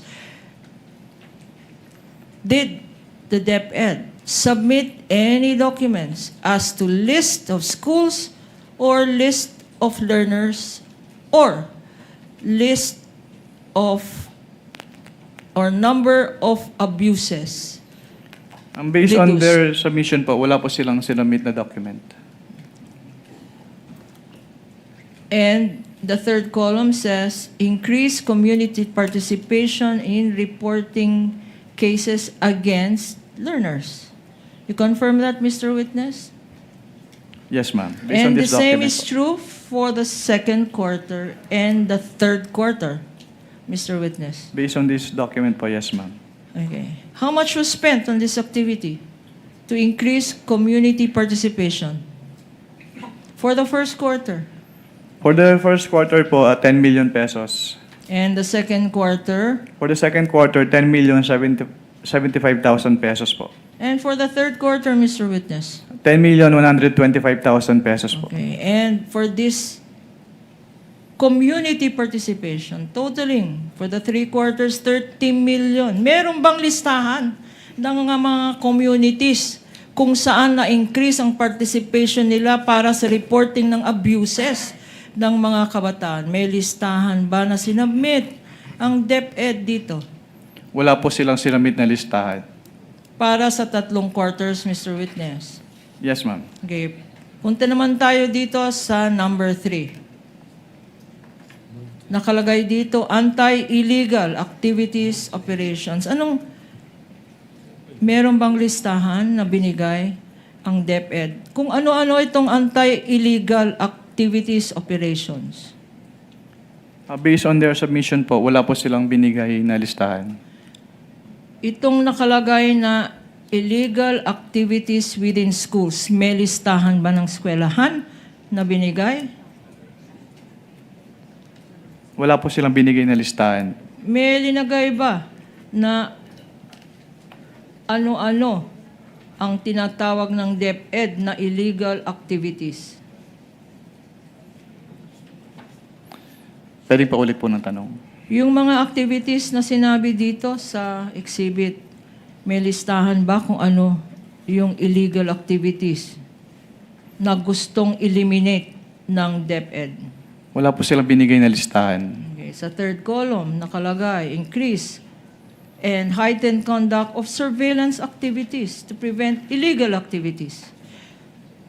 Again, Mr. Witness, may listahan ba or document ang sinubmit ng DepEd para patunayan na ginastos nga ito?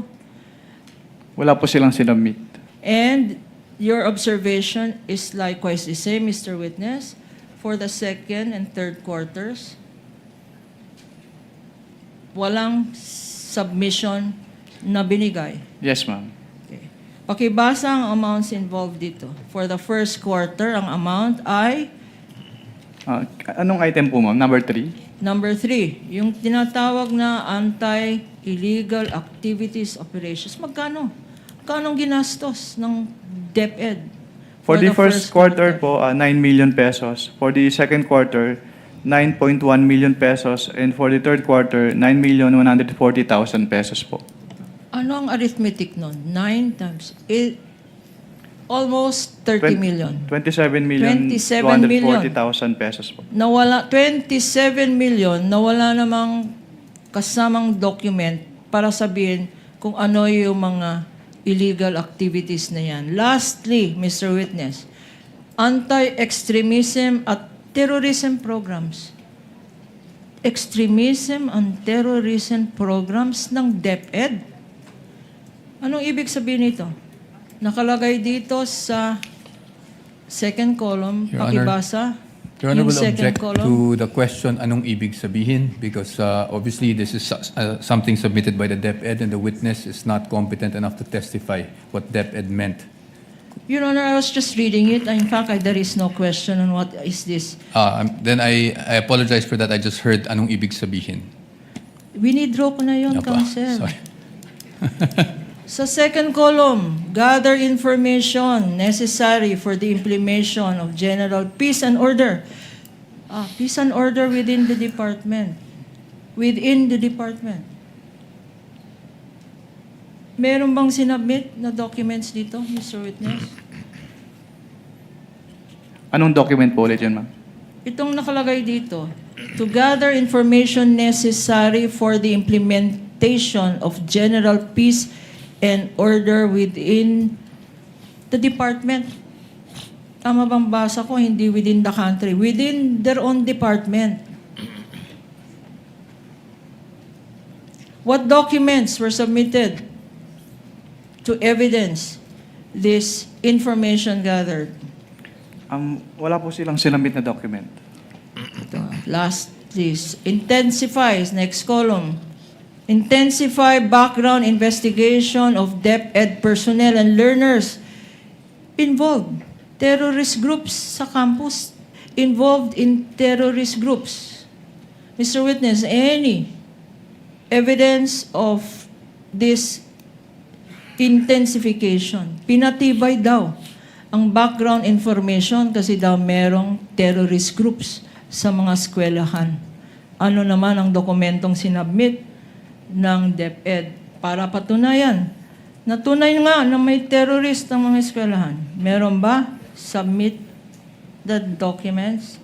Wala po silang sinabit. Okay, and this is the same for the second quarter and the third quarter. You confirm that, Mr. Witness? Yes, ma'am. For the record, what are the amounts spent, allegedly? Magkano ang ginastos ng DepEd para mawalan ng terrorist ang mga eskwelahan? 9 million, correct? For the first quarter, can you read? Based on the documents submitted po, for the counterinsurgency program, 9,375,000 pesos. For the second quarter? For the second quarter, 9.3 million pesos. And for the third quarter? 9.2 million pesos po. And, pakibasa. Basahin mo lahat. For the number 2, yung abuse prevention. Total. I'm sorry. Sa second quarter, nasabi mo na yun. Can you clarify your question po? For the first quarter, sinabi mo 9,125,000. Second quarter, magkano? 9.3 million pesos po. And for the third quarter? 9.2 million pesos. Okay. Ang total, anong significance nito? Pag in-addition mo lahat,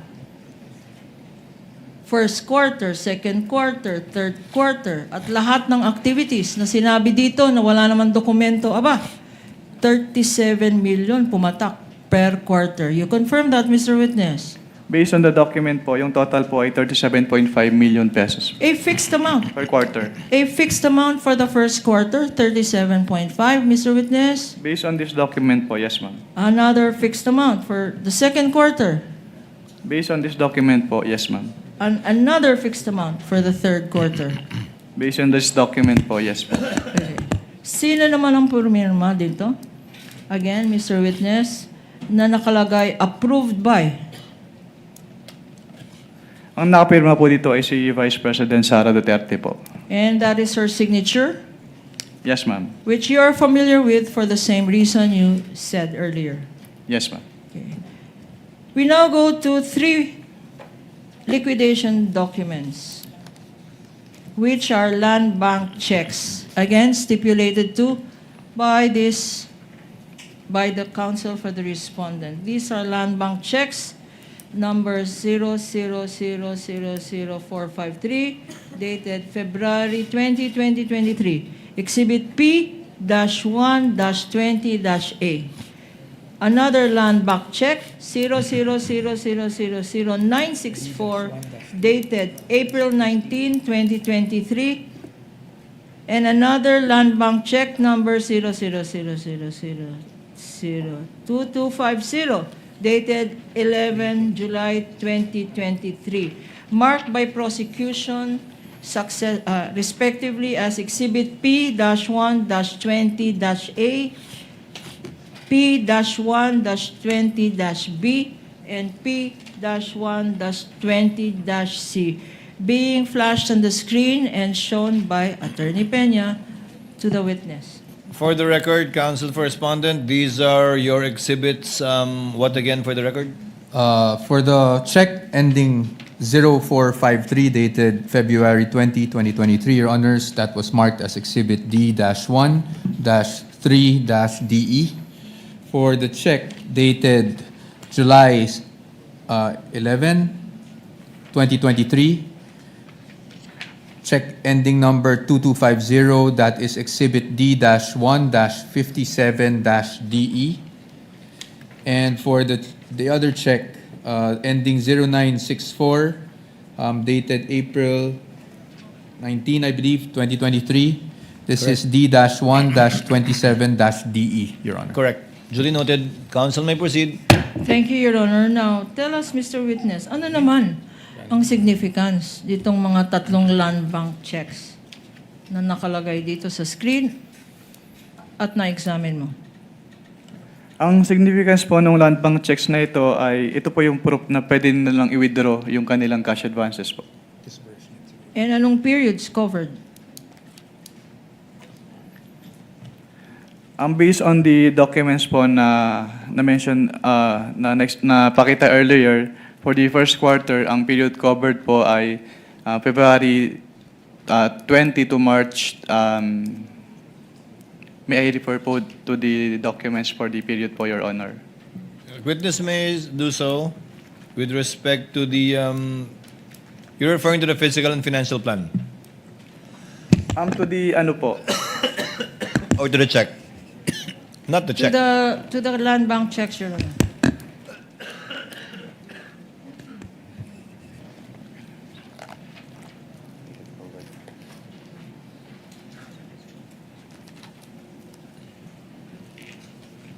No, the question, counsel, is for what period does it cover? It's not in the check. What Yes, sir. what periods do these 3 checks cover? Yes po. For the first quarter po, since wala pong nakalagay dito sa checks na period covered po, ma'am. Pero yung first check po is for the first quarter 2023. For the yung next check po is for the second quarter 2023, and for the yung third check po is for the third quarter of 2023. We now go to the next set of liquidation documents, and you will be shown disbursement voucher dated January 31, 2023, disbursement voucher dated April 19, 2023, and disbursement voucher dated 11 July 2023, successively marked as Exhibit P-1-19A, Exhibit P-1-19B, and Exhibit P-1-19C for the prosecution stipulated exhibits, Your Honor, with the defense. Thank you, Your Honor. On the part of the respondent? On the part of the respondent, it is Exhibit D-1-5-DE, Exhibit D-1-29-DE, And the last one, Your Honor, is Exhibit D-1-58-DE. Noted. Attorney Gabonan, you may proceed. Mr. Witness, for what periods were these disbursement vouchers given for? Based on these disbursement vouchers po, yung una po ay for the first quarter of 2023, yung pangalawa ay second quarter of 2023, at yung pangatlo po, hindi po nakalagay kung anong specific quarter po. Now, Mr. Witness, you have gone over this document and it's being flashed on the screen for easy reference of the impeachment court. Any observations that you may have with regards to these 3 disbursement vouchers? Itong disbursement vouchers po na ito ay inapprove ni Undersecretary Annalyn M. Sibilia in violation po nung joint circular na ang nakalagay po ay the head of the agency shall be responsible for the approval of the cash advances. Sino naman tong pumirma? Based on these disbursement vouchers po, si Undersecretary Annalyn M. Sibilia. Again, why is this a violation? Dahil under the joint circular po, it is the responsibility of the head of the agency to approve the cash advances po. And who is the head of the DepEd? The head po of DepEd during the period covered by these cash advances po ay si Vice President Sara Duterte. Okay. There appears a signature in each of these 3 documents. Whose signature are these, if you know? Ito po ay mga pirma ni Vice President Sara Duterte. And significantly, Mr. Witness, it says here, Vice President of the Philippines and Secretary of Education. You confirm that, Mr. Witness? Based on these documents po, yes ma'am. For the first quarter. The second quarter also is above the inscription, Vice President of the Philippines and Secretary of Department of Education. You confirm that, Mr. Witness? Yes ma'am. And for the third quarter, it is signed. Signature, which you identified, is above the annotation, Vice President and Secretary of the Department of Education. Mr. Witness, confirming this? Yes ma'am. And what is the significance, Mr. Witness, of the Vice President concurrently DepEd Secretary's signature to these 3 documents? Sinertify po ni Vice President Sara Duterte as the Secretary of Education na yung cash advances po ay kailangan patas at incurred po under her direct supervision. Can you read from your copy, and it's flashed on the screen, yung particulars nito, above, for the first document, above the signature of the Vice President, concurrently Secretary of Education. Pakibasa kasi, What particular box po ma'am? kasi this first document, What particular box po? the one that says particulars and is above. Pakibasa kasi ang dilim, hindi ko makita. Particulars, first quarter CY 2023 cash advance, payment of allotments under the maintenance and other operating expenses, authorized under the page 376 of RA number 11936 of the General Appropriations Act, fiscal year 2023, and section 85, page 778 of the General Provisions FY 2023. Okay, itong binasa mo ng particulars, ito ba ay confidential funds? Hindi po Or naka-indicate relating dito. to confidential funds, yung certification na to? Hindi po naka-indicate dito na yung kanilang disbursement ay for the confidential fund of the DepEd. Okay. Kung alam mo, what is it for?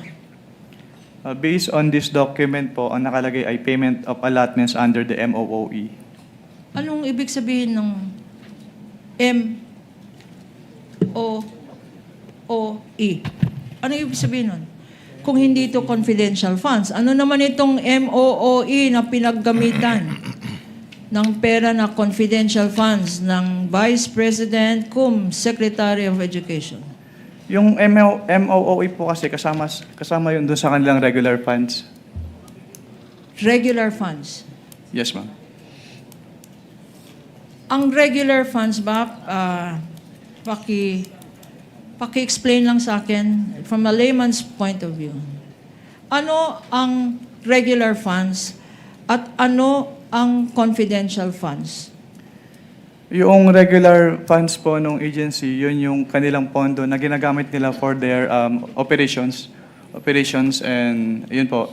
Well, yung confidential fund po, ito po yung specific lump sum ng agency which is to be used for their confidential operations. At pareho rin ang annotation dito sa second disbursement voucher at third disbursement voucher, Mr. Witness, na ito ay patunay na dinisburse ang mga pondo para sa confidential funds para sa operational expenses. Pwede bang paulit po ng tanong? So, ang sinasabi ko, I will reform. So, itong disbursement voucher na nakalagay dito, sinabi mo, when asked, you explained that this appears to be, ito nakalagay dito, a liquidation ng expenses na hindi naman para sa liquidation ng confidential funds. Kasi confidential to ng regular funds niya, tama? Disbursement voucher pa lang po ito. Disbursement voucher pa lang po itong Disbursement voucher, document. disbursement voucher na sinasubmit para liquidating document para sa confidential fund, Mr. Witness? It is one of the documents po submitted to support the liquidation. At you confirm na nakalagay dito, operational expenses. Based on these documents po, maintenance and other operating expenses. Maintenance and other operational expenses. Yung maintenance and other operational expenses ba ay nasa listahan kung ano ang allowed sa joint circular na expenses para sa confidential funds, maintenance, and other expenses. Kasama ba yan sa tinatawag mong exclusive listahan ng pwede paggamitan ng confidential funds, Mr. Witness? Pag sinabing maintenance and other operating expenses po, wala po siya specifically dun sa enumeration ng item 4.8. At sinabi mo, exclusive. Pag wala sa listahan, bawal. Tama, Mr. Witness? Under 4.8 po. Under Yes, ma'am. 4.8 of the circular. The same observations, Mr. Witness, for the second and third quarter. Ang nakalagay dito ay regular funds, maintenance, and MOOE, hindi confidential funds. Based on your documents, for the second and third quarter, Mr. Witness. Based on these documents, nakalagay po MOOE and not confidential fund.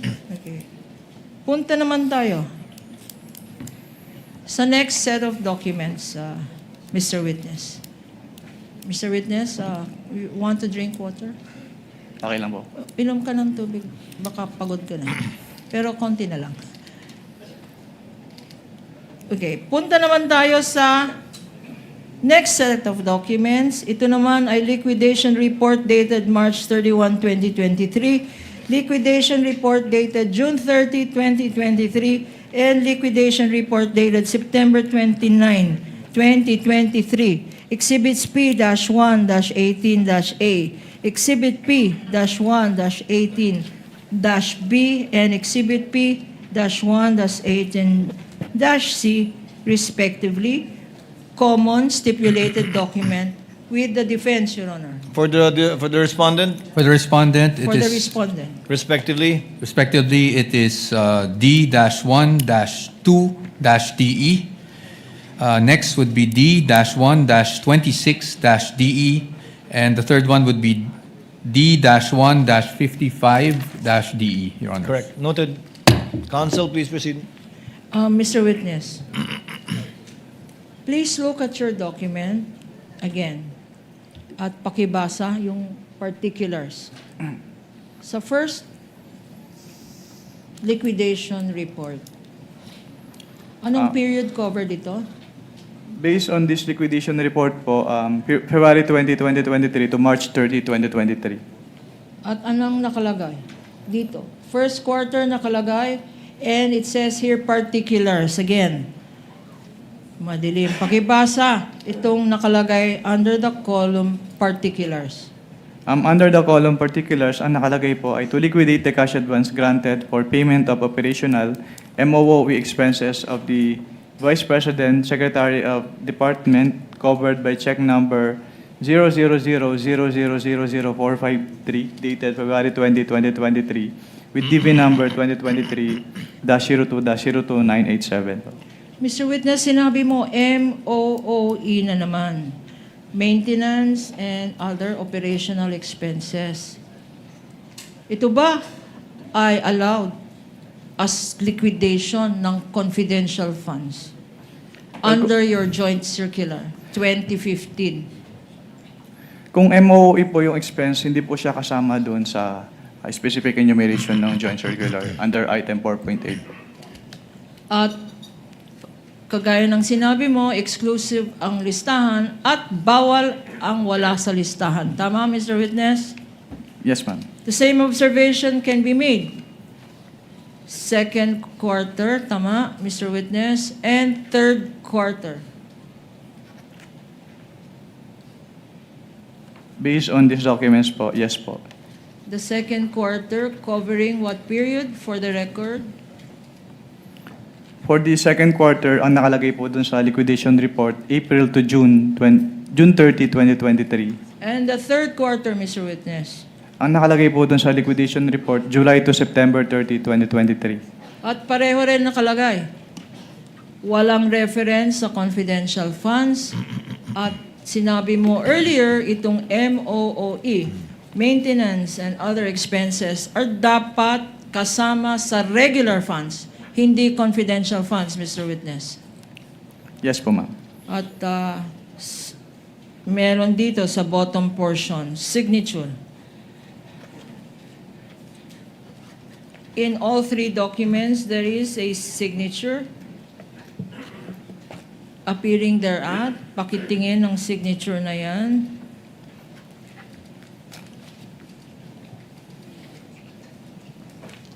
What particular portion po yung tinutukoy niyo, ma'am? In the bottom portion, Mr. Witness, flashed on the screen. Who certified the document, Mr. Wamil? Based on these documents po, sinertify po ni Secretary and Vice President Sara Duterte yung Box B ng liquidation reports. For all 3 quarters. Yes, Your Honor. You may proceed, Counsel. What is the significance? Ano ang nakikita mong signature dito? Signature ni Vice President, tama? Sa 3 quarters? Based on these documents, yes, ma'am. Based on this document. Ano naman ang significance? Ano ang importance ng nakikita natin na signature ng President, Vice President dito sa 3 liquidation documents na pinakita mo sa court? Sinertify po ni Vice President Sara Duterte sa liquidation reports po na ito na yung purpose po ng kanilang cash advance ay na-accomplish ng agency. Ang sinabi mo ay sinertify ng Vice President. Yes, ma'am. Based on these documents. Based on this document, miski nakalagay sa particulars, Mr. Witness, na ang pinaggamitan ng confidential funds are maintenance and other operational expenses, sinertify ng Vice President at na ginamit ito sa confidential funds. Yun ba ang ibig sabihin ng signature ng Vice President, Mr. Witness? Based on these documents po, yun po yung sinertify ni Vice President. We now go to the next documents, which are accomplishment reports for the 3 quarters. And we will flash this on the screen, showing to you these documents for your memory. Again, Your Honor, these are stipulated documents for the prosecution. This is Exhibit P-1-16A, dated March 31, 2023. Likewise, Your Honor, we are showing on the screen another accomplishment report, which is P-1-16B, dated June 30, 2023. And lastly, Your Honors, an accomplishment report dated September 30, 2023, marked as Exhibit P-1-16C. And respectively, these are D-1-21DE, D-1-51DE, and D-175DE for the respondent. We confirm that, Your Honor. Thank you. Noted and entered into the records. Counsel, you may proceed. What is the significance, Mr. Witness, of these accomplishment reports?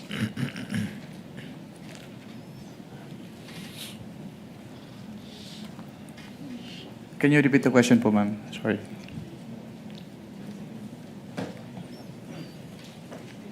What's the significance of the accomplishment reports, Mr. Witness? The significance po ng accomplishment report is that dito po nakalagay yung kanilang confidential expenses na pinaggamitan ng kanilang confidential fund.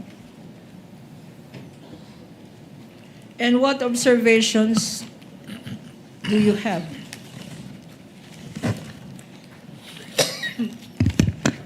If any, On what particular period po?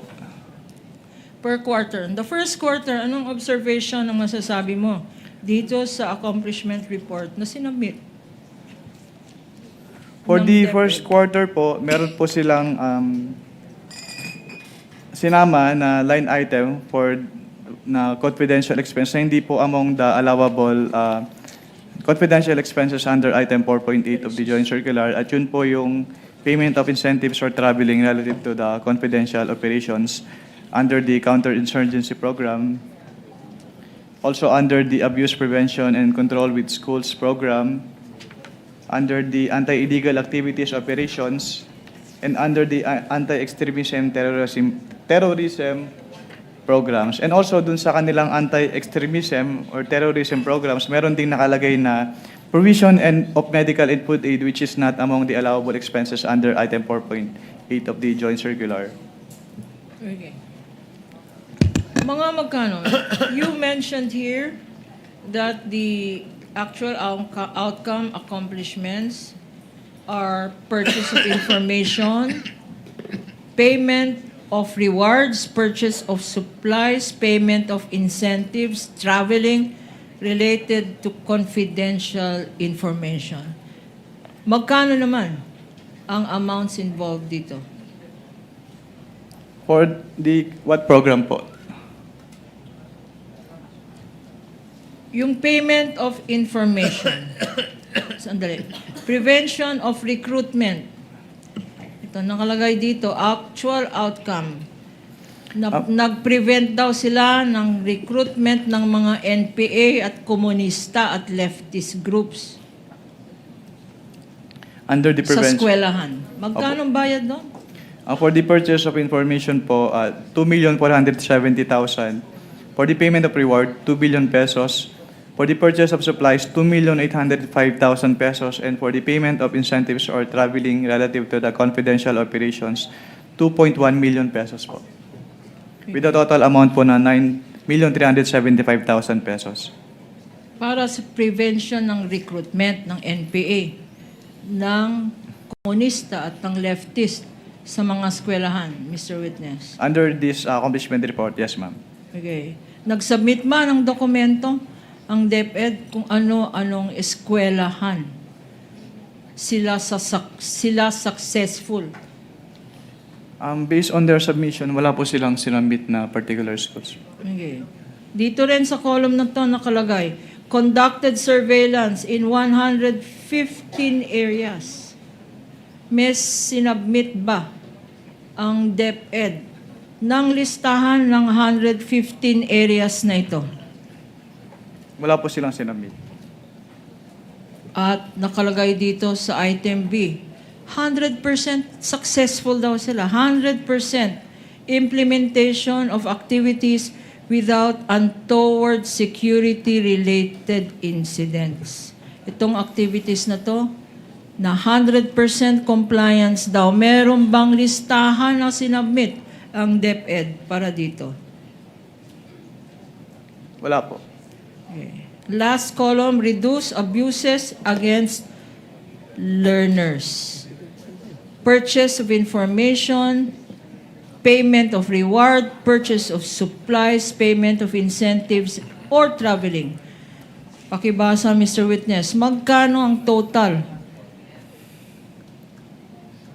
na binayad allegedly ng DepEd para daw ma-reduce ang abuso sa mga estudyante? Based on this accomplishment report, 10 million pesos po.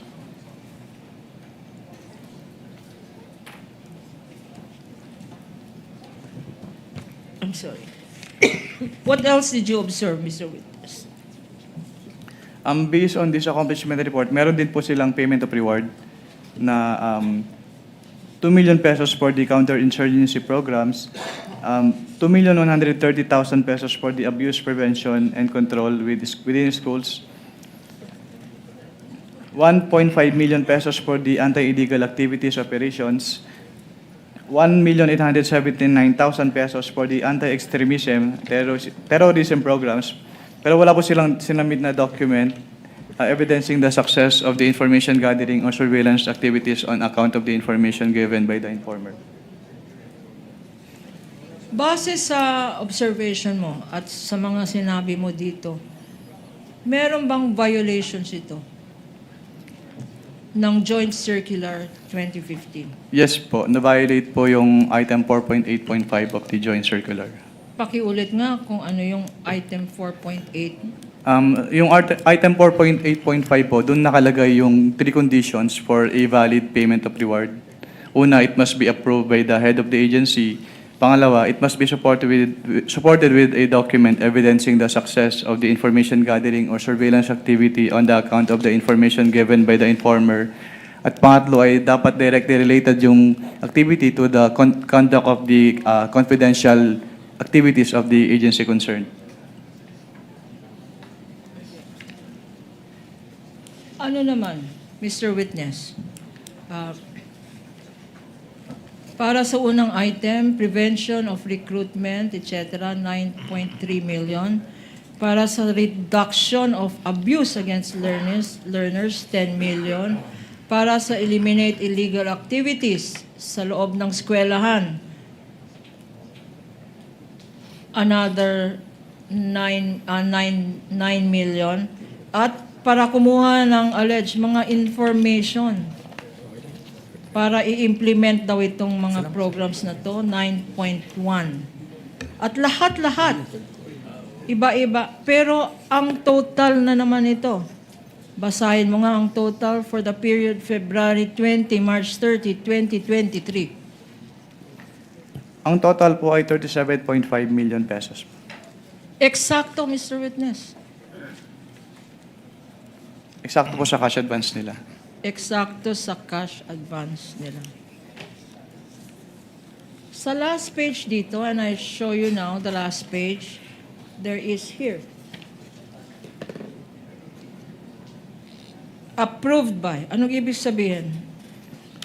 Ang ibig sabihin po ay, ng approve by ay inapprove po nung signatory kung ano man yung contents ng accomplishment report. At tell us, sino ang signatory nitong mga ang accomplishment report na to? Ang signatory po ay si Vice President and Education Secretary Sara Duterte po.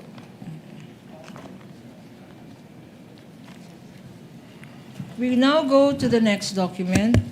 which Counsel, is- if I'm not mistaken, that's the second to the last document, correct? Yes, Your Honor. The certification and then the AOM. Yes, Your Honor. just so that we can pause for lunch after those two documents so that we don't cut you off in regard to your direct. I presume you will be ending your direct after those two documents are identified by the witness? Your Honor, Counsel, if I first may, one. just for expediency's sake, only, of course, if the distinguished opposing counsel would allow. Since these documents are quite similar except for the amounts, we are willing to stipulate that the witness will have the same observations for the second quarter, the third quarter. Ang pagkakaiba lang po siguro ay yung amounts. With respect, you're referring to the certification? No. Sorry, the accomplishment reports. Your Honor. I think so stipulated, no need to proceed with respect Without- to the other two documents. Same observation except for the amounts. Yes, without accepting, of course, the interpretation of the witness, which goes without Of course. saying. Yes. But same testimony with respect to his observation for the second and the third quarter that he gave in regard to the first quarter. If that is okay with opposing, distinguished opposing counsel. Yes, yes, Your Honor, it is in order. And with our counter manifestation that the testimony of this witness by way of explanation to these accomplishment reports for the second and third quarter be likewise adopted by way of reference and explanation to why these activities are in violation of the Joint Circular 2015, Your Honor. Same testimony with respect to the first quarter. Duly noted.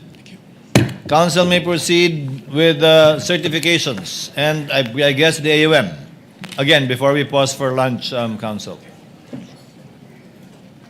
We now go to 3 certifications. And this is a DepEd certification dated March 31, 2023. DepEd certification dated June 30, 2023. And DepEd certification dated October 2, 2023.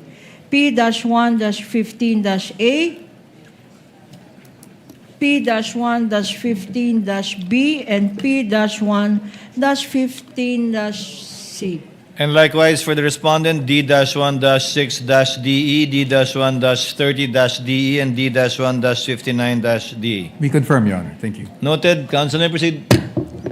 Your Honor, please, it is now our turn to ask if counsel is willing to stipulate as to these DepEd certifications, as to the meaning of attest, and as to the signature in these documents being the signature of the Vice President. And that these are pro forma documents or the witness previously did not see anything, did not observe anything extraordinary. Yes. Counter manifestation that these are templates and that we do not admit the interpretation of what attest means, but we do accept that the witness will have the same explanation, his explanation of what In attest regard to means, it being pro forma. Yes. In Counsel? if I may, that pro forma to me means copy-paste, Mr. Witness. which I objected to. I hope you understand. Kala ko distinguished counsel. makakalusot. Okay. Stipulation duly noted by both parties. Lastly, Mr. Witness, after auditing all of these documents you identified and giving your explanations as to why, based on these documents, your evaluation thereat, you stated that they are non-compliant or violation or bawal or irregular compared based on the Joint Circular 2015. Objection, Your What Honor. did you Conclusion. Oh, sorry. I will... What did, the statement was a conclusion, Your Honor.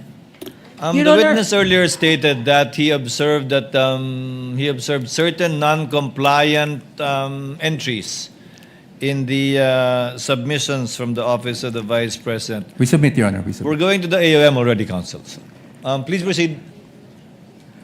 Having observed what you earlier testified to, discrepancies, irregularities, pagkukulang, mga bawal na submissions, ano ang ginawa mo after making this evaluation? I drafted po an audit observation memorandum containing po yung findings noted during the audit. And you drafted this? Anong nangyari sa draft mo? Yung for the first and second quarter po ay na-issue po dun sa OBP, ay, dun sa DepEd po. Okay, I'm now showing to you a certified true copy Assisting counsels may approach. of an audit observation memorandum dated February 1, 2024. Being flashed on the screen as well.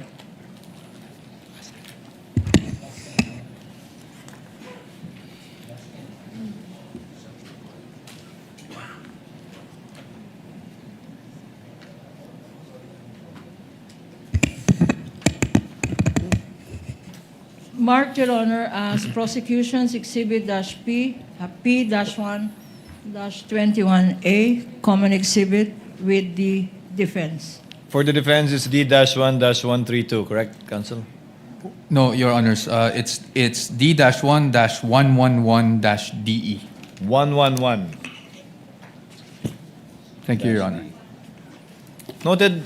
And Mr. Witness, look at your document to refresh your memory. What periods does this audit information memorandum cover?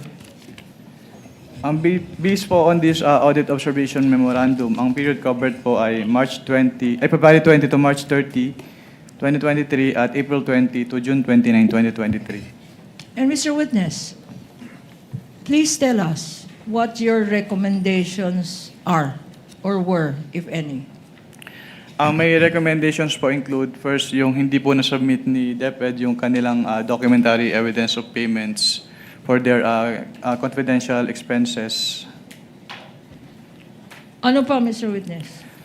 Sa accomplishment report po nila, meron pong line items na hindi allowable under the item 4.8 of the Joint Circular. At yun po yung provision of medical input aid at payment of incentives for traveling relative to the confidential operations of the DepEd. What else, Mr. Witness? And for the appreciation of the Honorable Impeachment Court, this is being flashed on the screen and boxed in red. What else, Mr. Witness? Yung payment of rewards po nila ay hindi supported ng documents evidencing the success of the information gathering and or surveillance activities on account of the information given by the informer. Anything else, Mr. Witness? Number 4 po, yung kanilang physical and financial plan, hindi po naka-indicate yung specific confidential activities na pagbabasehan ng kanilang disbursement in violation of the item 4.2 of the Joint Circular.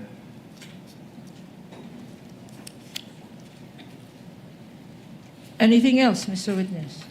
Yung kanilang disbursement voucher po ay inapprove ni Undersecretary Annalyn M. Sevilla instead of the head of the agency, in Why do you- violation of item 6.3.1b of the Joint Circular. And who is this person that you mentioned? Based on the documents submitted, si Annalyn M. Sevilla po yung Undersecretary for Finance ng DepEd during the time po na na-issue tong AOM. Okay. And the signature? Can you identify the signature? Signature po saang part po? On the last page of this document. Which among these po? The AOM, with Mr. Witness. Which among these signatures po yung tinutukoy niyo? There is a signature here above the name Assistant Commissioner Officer in Charge, Nilda B. Plaras. Can you identify this signature? Yes, ma'am. And why?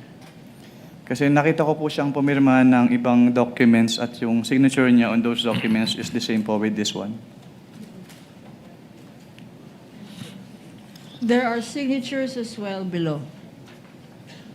It says proof of receipt of AOM, Vice President Sara Z. Duterte, Vice President, Edward Fajarda, SDO, the Chief Accountant, the COA ATL DepEd. You confirm? These names and their designations? Can you repeat po, ma'am? In the proof of receipt of this AOM, meron mga nakalagay na pangalan na receive daw ng Sara Z. Duterte.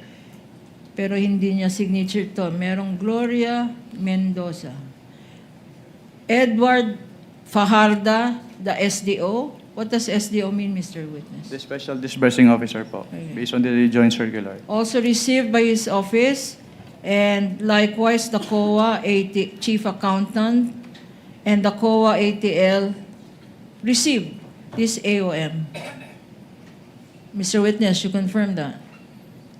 Na-receive po siya ng mga nakapirma po dito sa signature part po. Okay. What happened next, if any, if you know? Wala na po akong personal knowledge since before po sila magbigay ng response, na-transfer na po ako out of ICFAO to another audit sector of COA.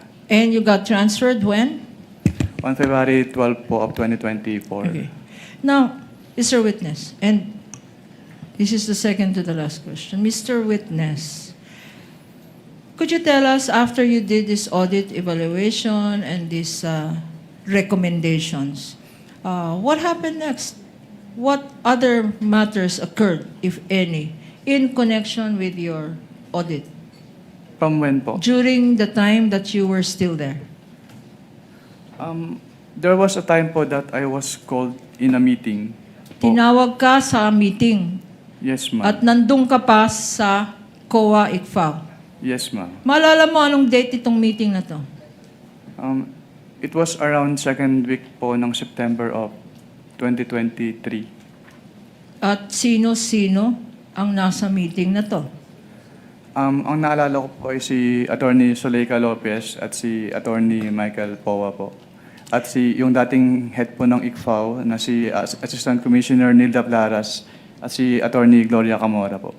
Okay. Sinong nagtawag ng meeting na to? Hindi ko na po ma-recall kung sino nagtawag. Ang naalala ko lang po ay pinasama po ako dun sa meeting na yun. Pinasama ka? Bakit ka pinasama sa meeting na to? Dahil ako po yung in charge of the audit of the confidential fund nung DepEd at OVP po. Kilala mo ba, Mr. Witness, si Attorney Michael Powa? Nakikita ko po siya sa news. Nakikita mo siya sa news? Hindi mo siya nakikita sa in-person? Ayan, oh. During that time, sorry, hindi po clear yung particular period.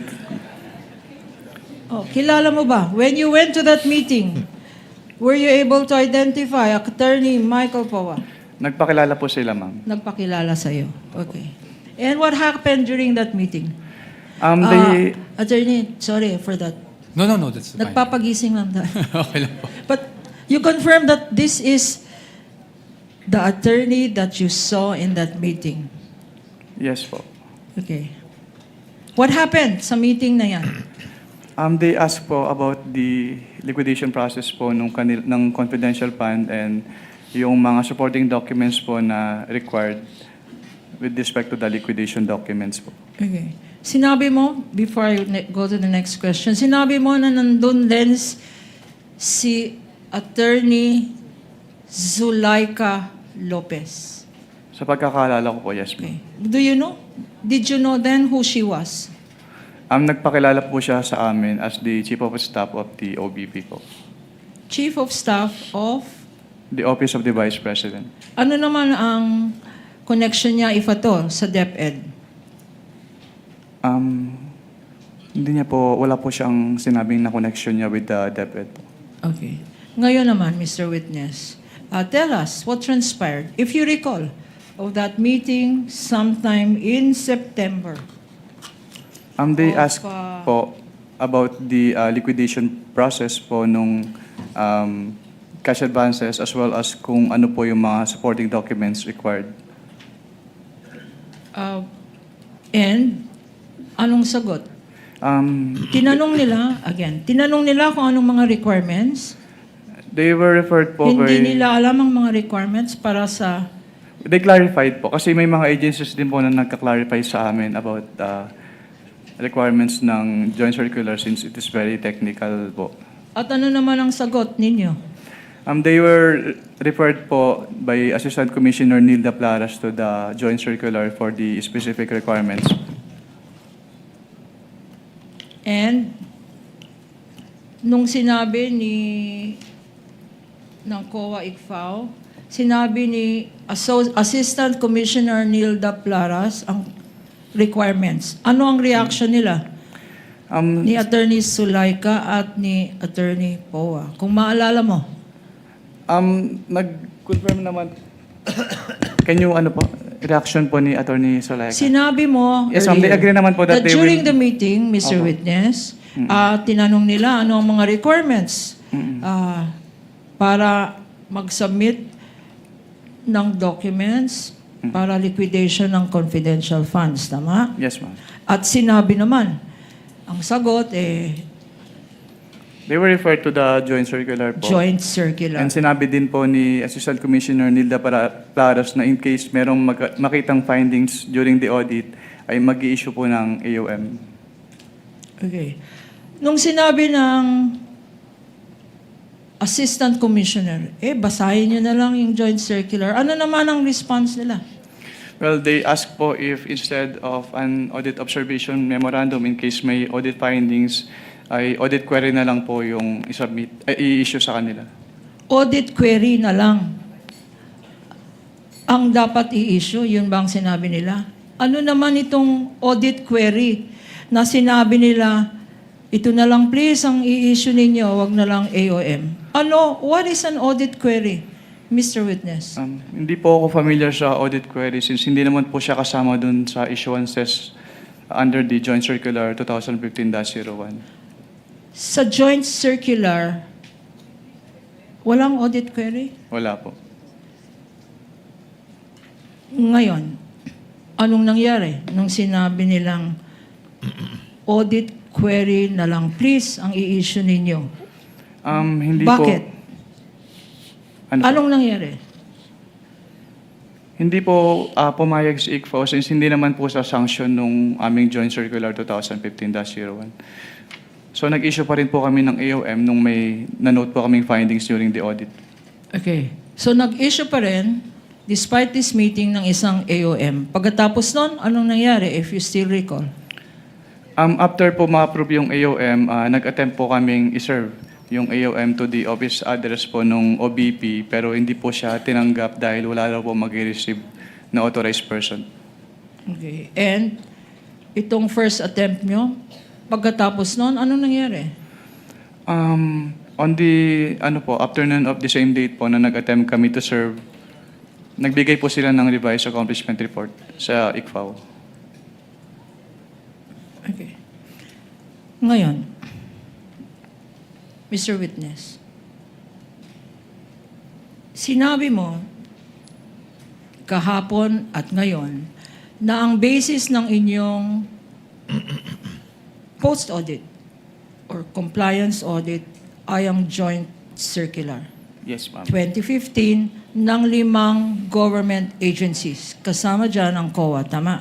Yes, ma'am. If I show you at babasahin ko, flash on the screen.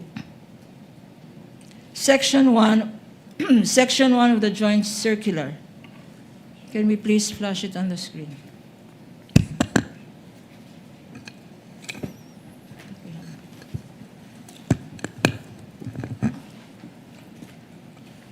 Ini-explain dito, and please refer, do you have a copy with you? Yes po. I have a copy po with me.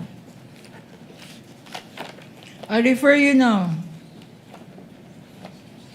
to the last sentence, which says,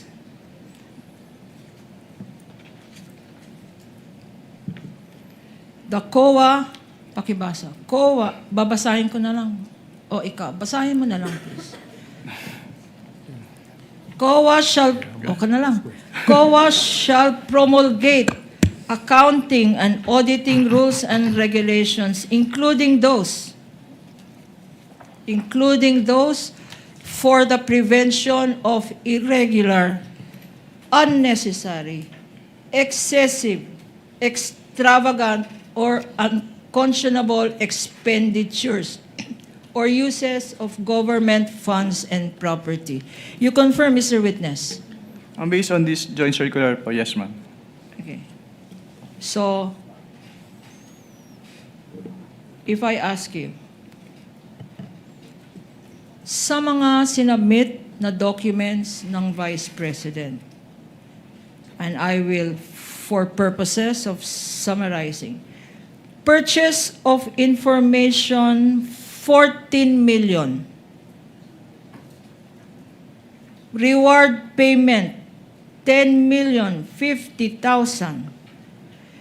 Rental of safe house. 11 days nag-rent ang Office of the Vice President ng safe houses from December 21 to 31. 16 million in 11 days. Divided by the number of days, 2 million a day ang binayad ng Office of the Vice President para lang sa rental ng safe house. Tama? May I refer po to the document po? Refer to the document.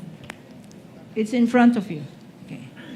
Meron pa rin mga ibang expenses. Meron nakalagay sa summary, payment of reward, various, 34,857,000. Meron din, purchase supplies, 11,813,000.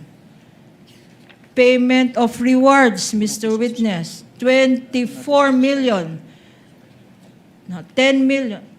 Payment of rewards. Rewards in medicine, in kind. 24,930,000, Mr. Witness. Payment of rental of transfer vehicles related allegedly to confidential activities. 10 million pesos. Tables and chairs, 500,000 pesos.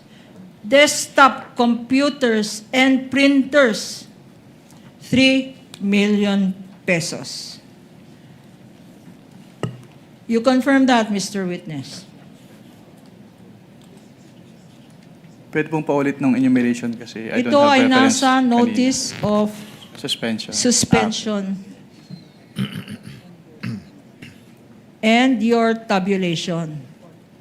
Okay, ma'am. Do you confirm, Mr. Ramil? Yes, Your Honor po. Okay. Based on Section 1 of the Joint Circular. I-translate ko na lang. Anong ibig sabihin nun? Irregular. I'm sorry. This is my last question.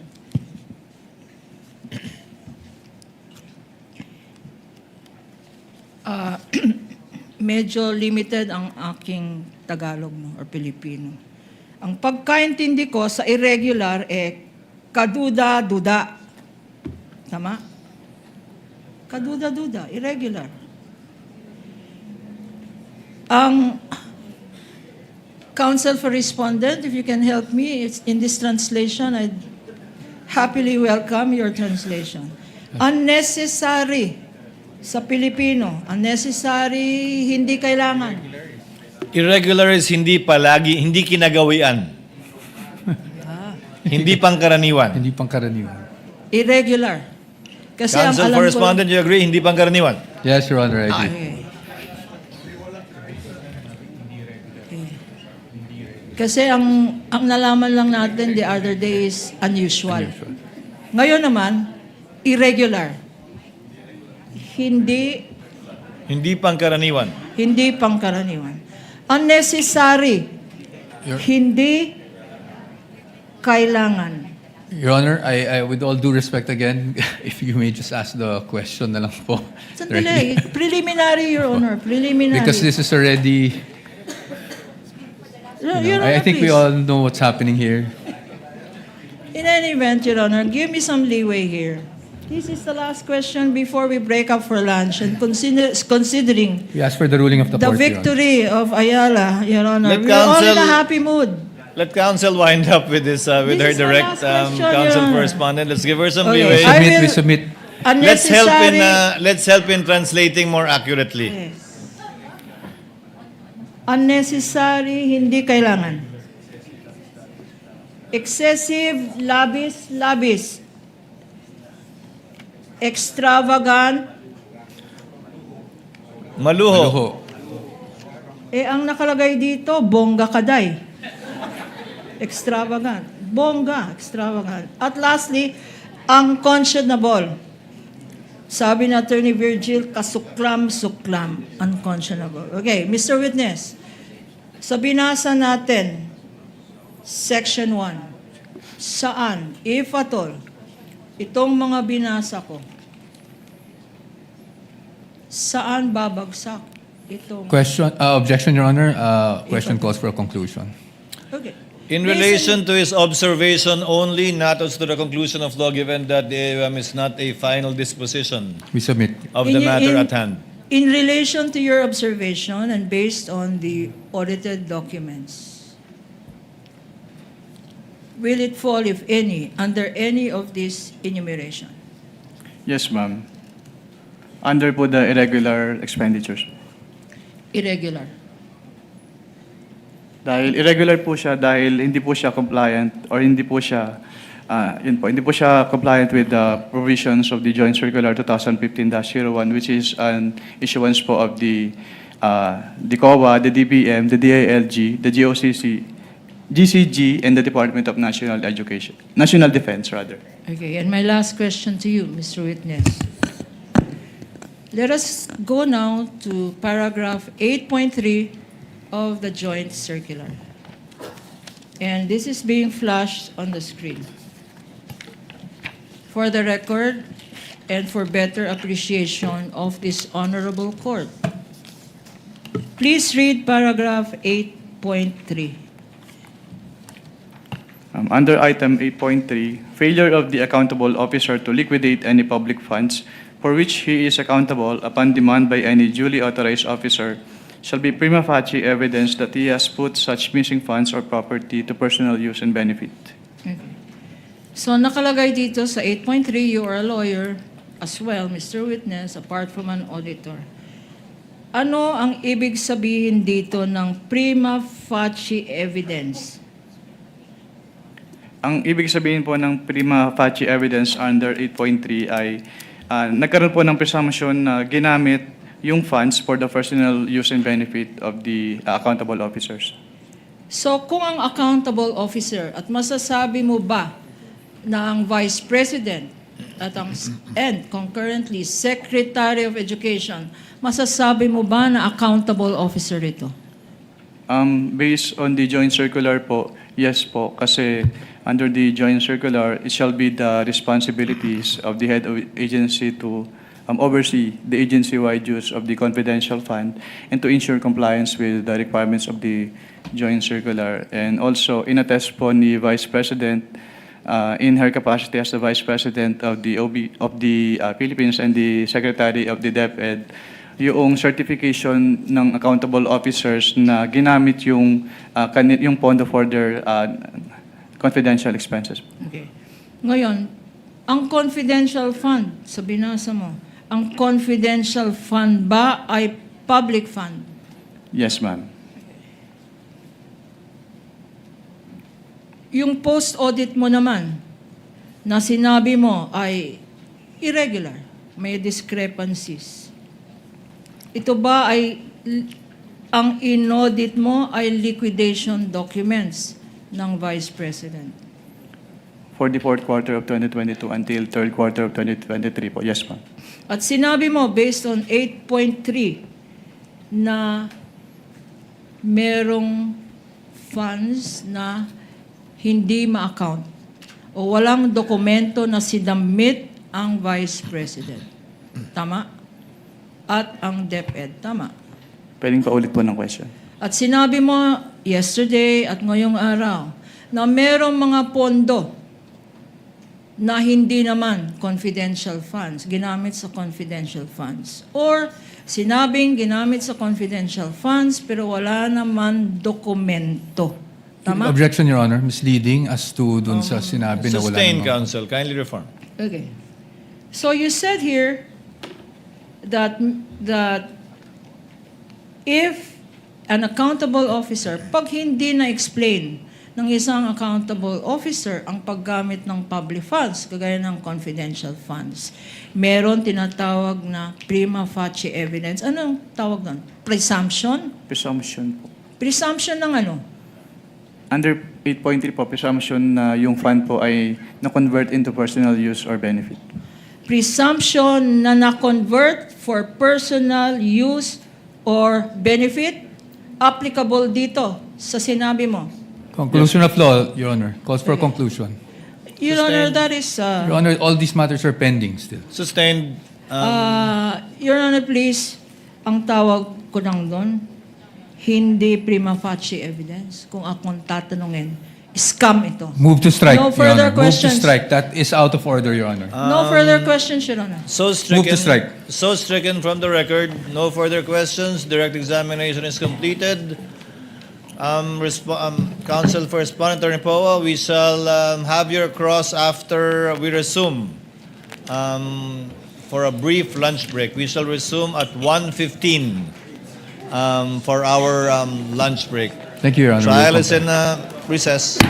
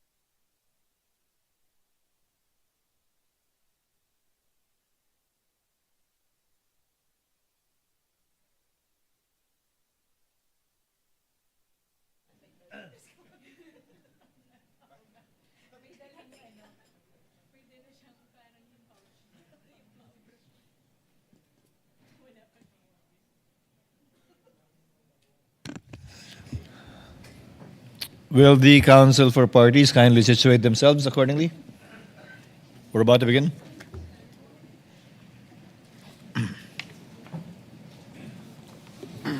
Ano to? The trial is hereby resumed. Mr. Wamil, we shall continue with your testimony, and you shall be testifying under the same oath. You understand, sir? Kindly respond through the mic. Okay po, Your Honor. We shall now proceed with the cross-examination of the counsel for respondent. Attorney Poa, you may proceed when you're ready. Thank you, Your Honor. Thank you. Mr. Wamil, good afternoon po, sir. Good afternoon po, sir. Sa pagkaalala ko po, nabanggit niyo po that you were formerly with ICFAO as a state auditor. Tama po ba? Yes, sir. And you are a certified public accountant. Tama po ba? Yes, sir. You're also a lawyer, correct? Yes, sir. You passed the bar in 2022. 2023 po. 2023. Okay, I stand corrected. And Mr. Wamil, you also testified yesterday during your direct examination that you were part of the team that audited the OVP and DepEd confidential funds. Is that correct? Hindi po team kasi ako lang po yung nag-evaluate ng documents. Ikaw mismo, basically nag-evaluate ng documents. Tama po ba? Yes po, sir. Okay, just so maintindihan lang namin how ICFAO conducts its audit, yung mga auditors po ba, do they go to the field and observe itong mga confidential operations in person? Or Since what we do po is compliance audit, we base our audit on the documents being submitted to the ICFAO. okay. And do you get special training as auditors pagdating sa how confidential or intelligence operations are conducted? We base po our observations on the provisions naman po ng Joint Circular 2015-01. Okay, so basically what you're saying is you base your audit on the documents submitted to you, not just by DepEd or OVP, but by any other government agency. Ganyan sa ICFAO. Based on the documents if they are compliant with the requirements of the Joint Circular 2015-01. Correct, thank you. So, pagdating po dun sa mga dokumento na natatanggap nyo from OVP and DepEd, binabasa nyo po to isa-isa, no? Lahat ng attachments? Hindi po ako yung nag-receive noon. Meron po kaming receiving staff po. Pero kayo po, in your evaluation, do you go through the documents one by one? Yes po. I evaluate po if they are compliant with the requirements of the Joint Circular. Okay. Now, when you evaluated these documents, nakita niyo po ba doon kung sino ang nag-approve ng grant ng confidential funds for OVP for the fourth quarter of 2022? Nakita ko po dun sa disbursement voucher po na si Asek Limuel G. Ortonio po. No, I mean the grant. Kasi wala po sa GAA yung OVP confidential funds for 2022 eh. So nakita niyo po ba kung sino ang nag-approve ng grant para sa fourth quarter 2022 confidential funds? Based on the documents submitted, si Office of the President po yung nag-approve.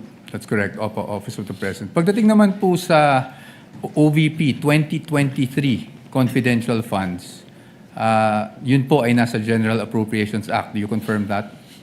Yes po. And pagdating naman po sa DepEd 2023 confidential funds, nasa General Appropriations Act din po. Tama po ba? Yes po. And as a lawyer, you would know that the GAA is enacted by Congress. Tama po ba? That's correct.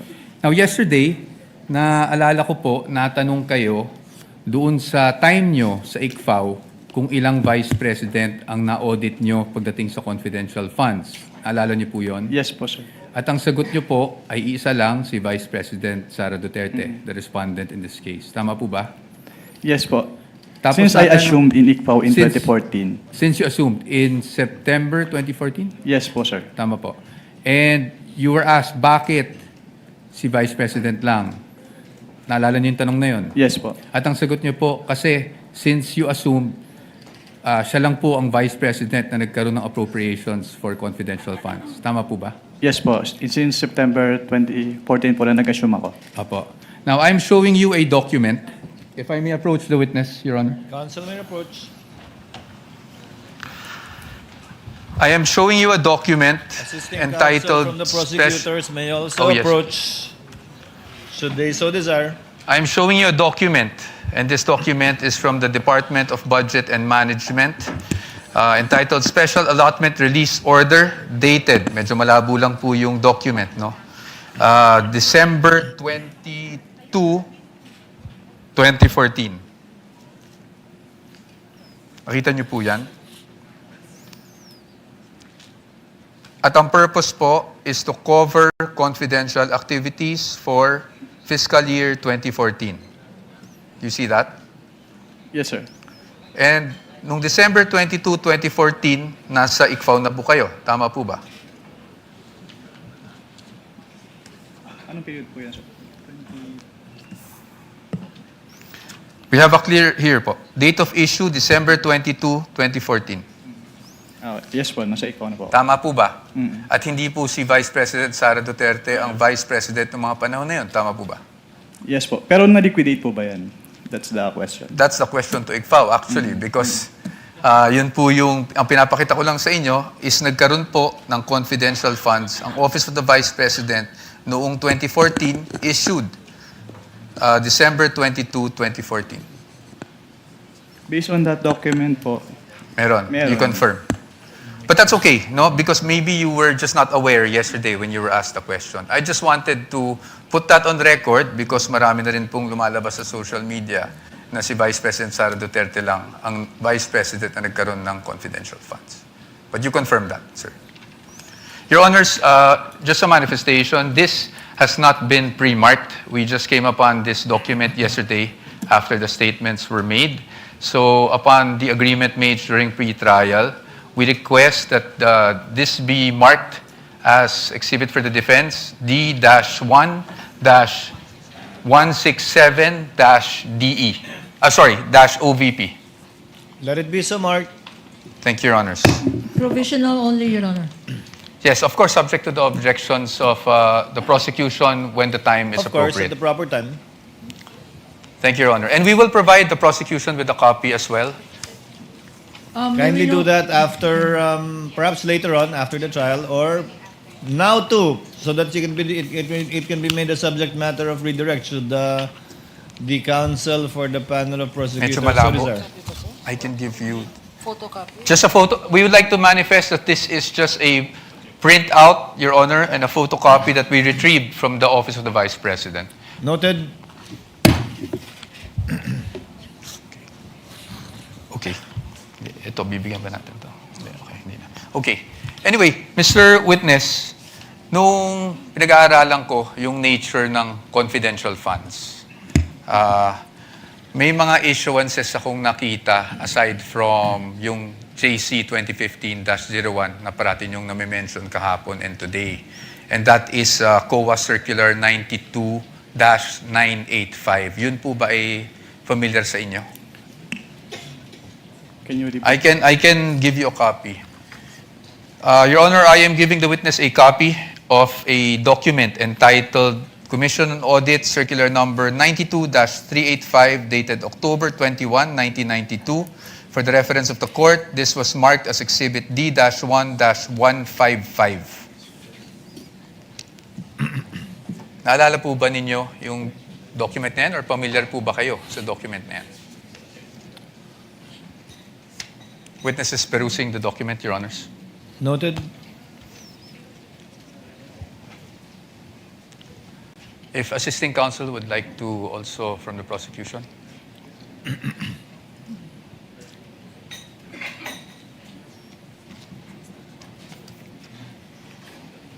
Witness will please answer. Are you Are you familiar familiar? with that document? I am not familiar po with that document. Okay. That's okay. Meron lang po ditong whereas clauses. I won't ask you about the entire document anyway. Meron lang po ditong whereas clauses on the first page. Can you see that, Mr. Witness? Whereas clauses. I would just want you to read the fourth whereas clause. Ito pa. Ma'am, you want to come here so you'd have a better view? Just the fourth whereas clause. Can you please read that out loud for the record? Attorney Kapunan, it's also flashed on the screen.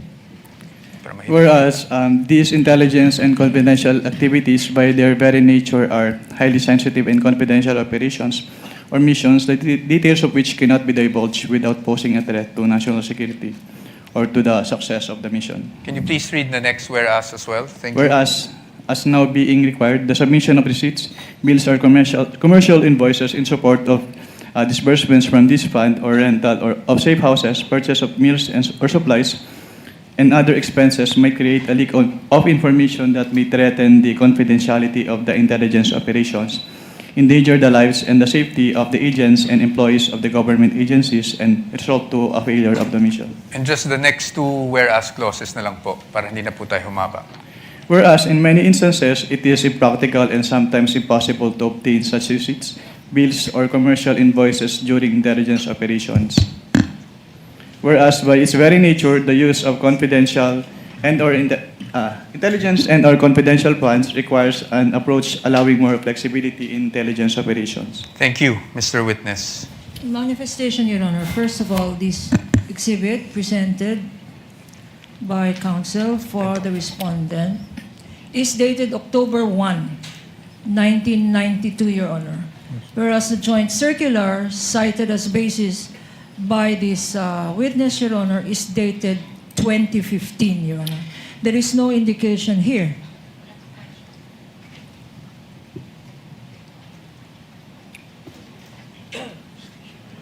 Okay. There is an indication here, Your Honor, that all issuances Joint circular. Repeating inconsistent clause. herewith are hereby amended or revoked accordingly. Similar provision, Your Honor, by way of manifestation. The joint circular. Can I see? Is likewise Here. Your Honor, mentioned in the Joint Circular 2015. Observation for the record that 2015 supersedes this circular cited by counsel for respondent, which is dated 1992, Your Honor. For the record. Noted. Thank you, Counsel, Your Honor. proceed. But again, we'd like just a counter manifestation that the repealing clause under JC 2015-01 states, and I quote, all circulars, memoranda, rules, regulations, and other issuance inconsistent herewith are deemed repealed and superseded accordingly. So the repealing clause in 2015-1 did not specify COA Circular 92-8985. Precisely our point, Your Honor. Your Honor, please counter manifestation. Of course, Counsel. Counsel read the literal meaning, Your Honor, but the substantive meaning is all circulars are deemed repealed and superseded accordingly. His interpretation, my interpretation, but no interpretation needed, Your Honor. 9.0 is expressed. All are repealed and superseded accordingly. Manifestation is duly noted. Thank Your Counsel may Honor. proceed. Your Honor, the documents would speak for themselves, Exactly. and we will leave this to the Honorable Court, as to not prolong the debate on this matter. Just again, just my last manifestation on this. The difference between Joint Circular 2015, Your Honor, it has been identified, authenticated, and testified to by this witness. This circular that they are citing, Your Honor, 1992, has not been identified. We don't know its due existence. We don't know the circumstances surrounding this document. And therefore, they're covered by the original document rule. Produce the original, since you don't have a witness who has testified as to its existence, due execution, and least of all, its contents, Your Honor. And we are stating that this should be clearly in the records of this proceedings, Your Honor. Noted without prejudice to respondent presenting during their evidence in chief the original copy of the document and someone testifying thereto. We submit, Your Honor. Please proceed, counsel. Now, dun base po sa binasa nyo, Mr. Witness, nakikita natin na mag-iba ang auditing standards or guidelines pagdating sa confidential or intelligence funds kung ikukumpara sa regular funds. Tama po yun. Well, based on the Joint Circular 2015-01, magkaiba po yung treatment between confidential fund and intelligence fund. Opo. At base rin po doon, sa binasa nyo, ang kadalasan nangyayari pag resibo o invoices ay maaring maging impractical kung yun ang i-require. Tama po ba? Under the Joint Circular po kasi, the auditors may require the... Your Honor, that's not responsive. I was just asking him to confirm what he read. Kindly answer the question, witness. Just on the circular that you read, Circular 92-3. Can you repeat the question po, sir? Ayon po doon, yung regular requirement na paghihingi ng mga resibo, acknowledgement receipts, may be impractical pagdating po sa confidential operations. Can we ask counsel, Your Honor, to show that particular Yes, Your provision that he is citing in respect of the circular? Kindly do so, counsel.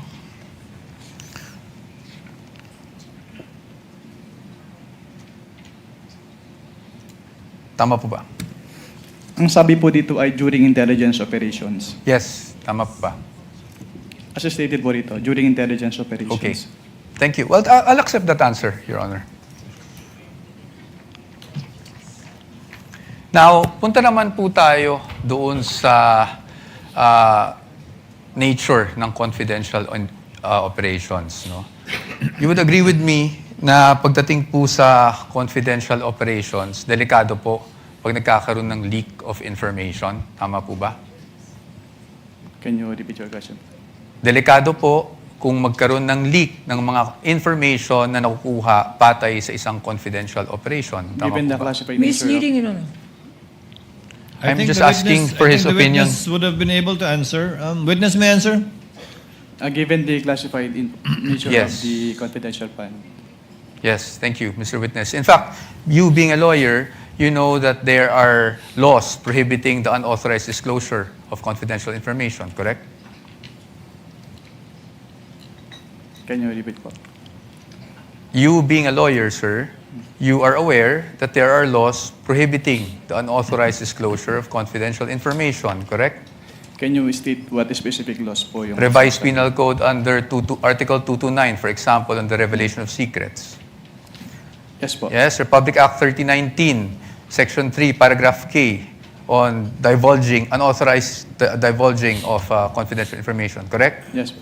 And you being a public officer under 6713, alam niyo rin po na hindi po pwedeng basta-basta mag-disclose without the authority ng mga confidential information. Tama po ba? Yes po.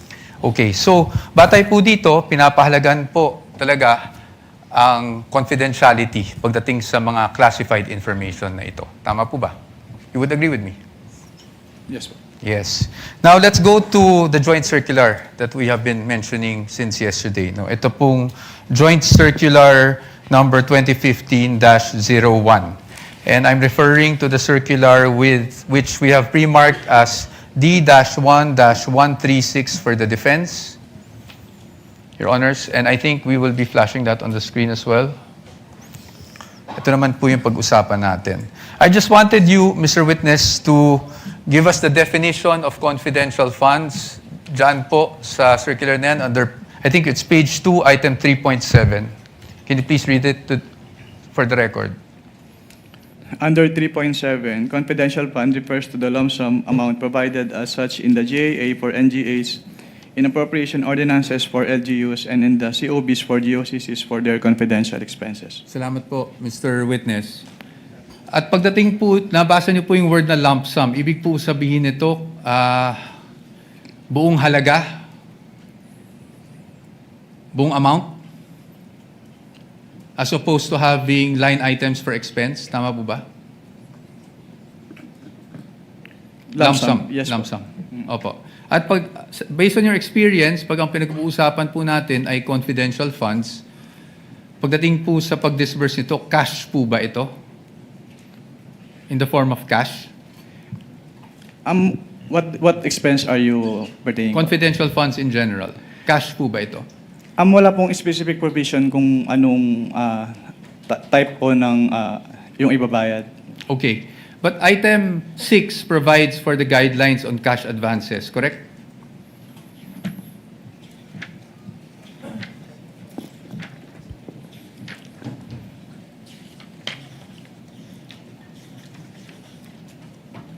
Based on this document po, yes po. Yes po. And I refer you now to item 6.1.2. Diyan po, sinasabi po ng provision na yan na ang maaari lang mag-avail ng cash advance pagdating sa confidential funds ay ang isang designated bonded special disbursing officer or SDO, or kung wala mang ganong designated SDO ay ang head of agency, correct? Yes po. At kanina po, sabi nyo, binasa nyo bawat pahina noong mga sinabite sa inyo ng DepEd at OVP for their liquidation reports. Tama po ba? Yes po. At you would be aware na ang STO po para po sa OVP ay si Ms. Gina Acosta. Tama po ba?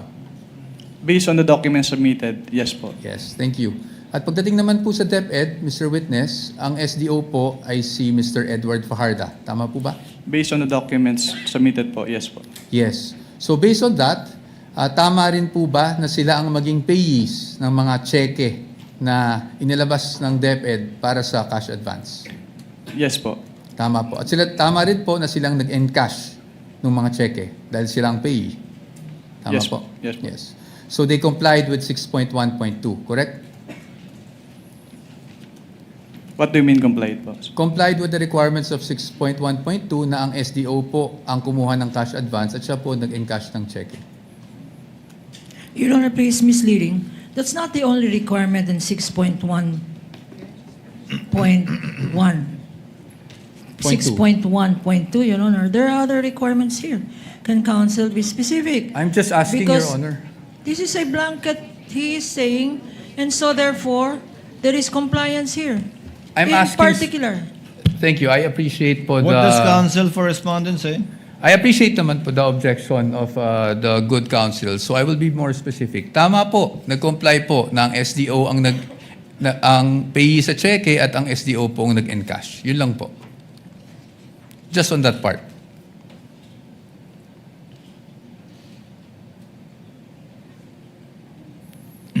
Based on the documents, si SDO yung payee ng cheque and yung nag-encash nung Okay. Thank you po.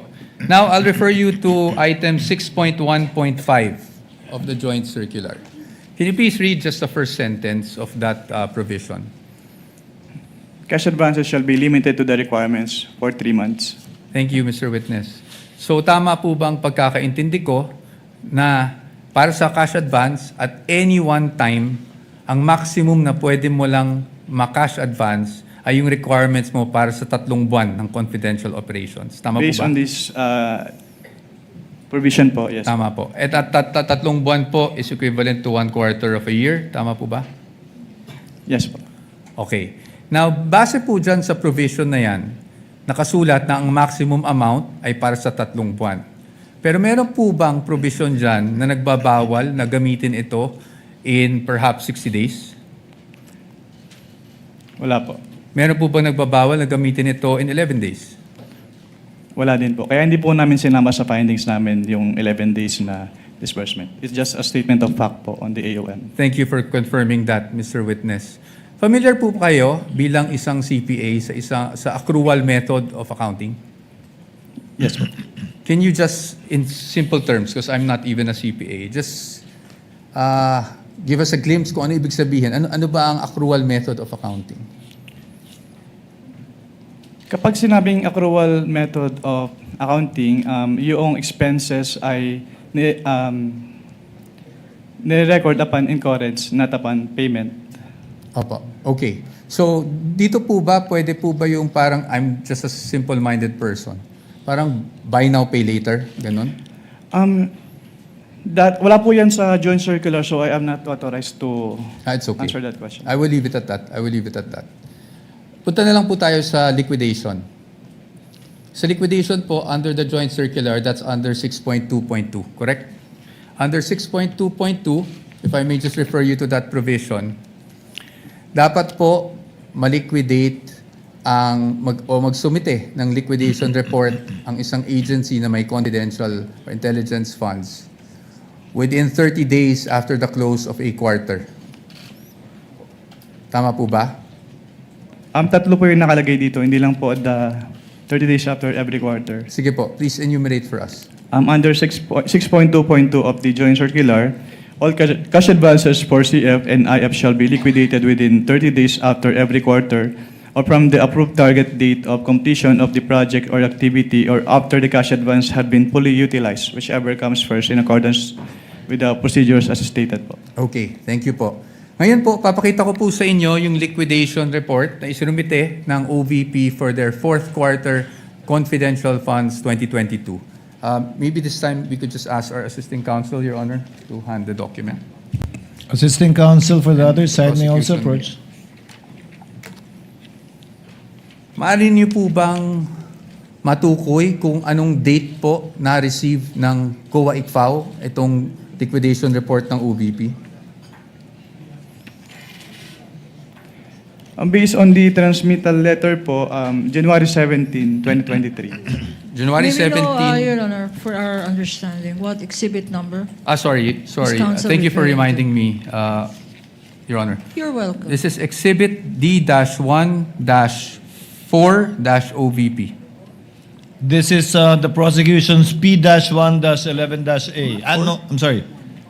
One? I'm sorry, what is it? Sorry, D-1-1. D-1-1. Sorry, Your Honor. -1. I was just corrected.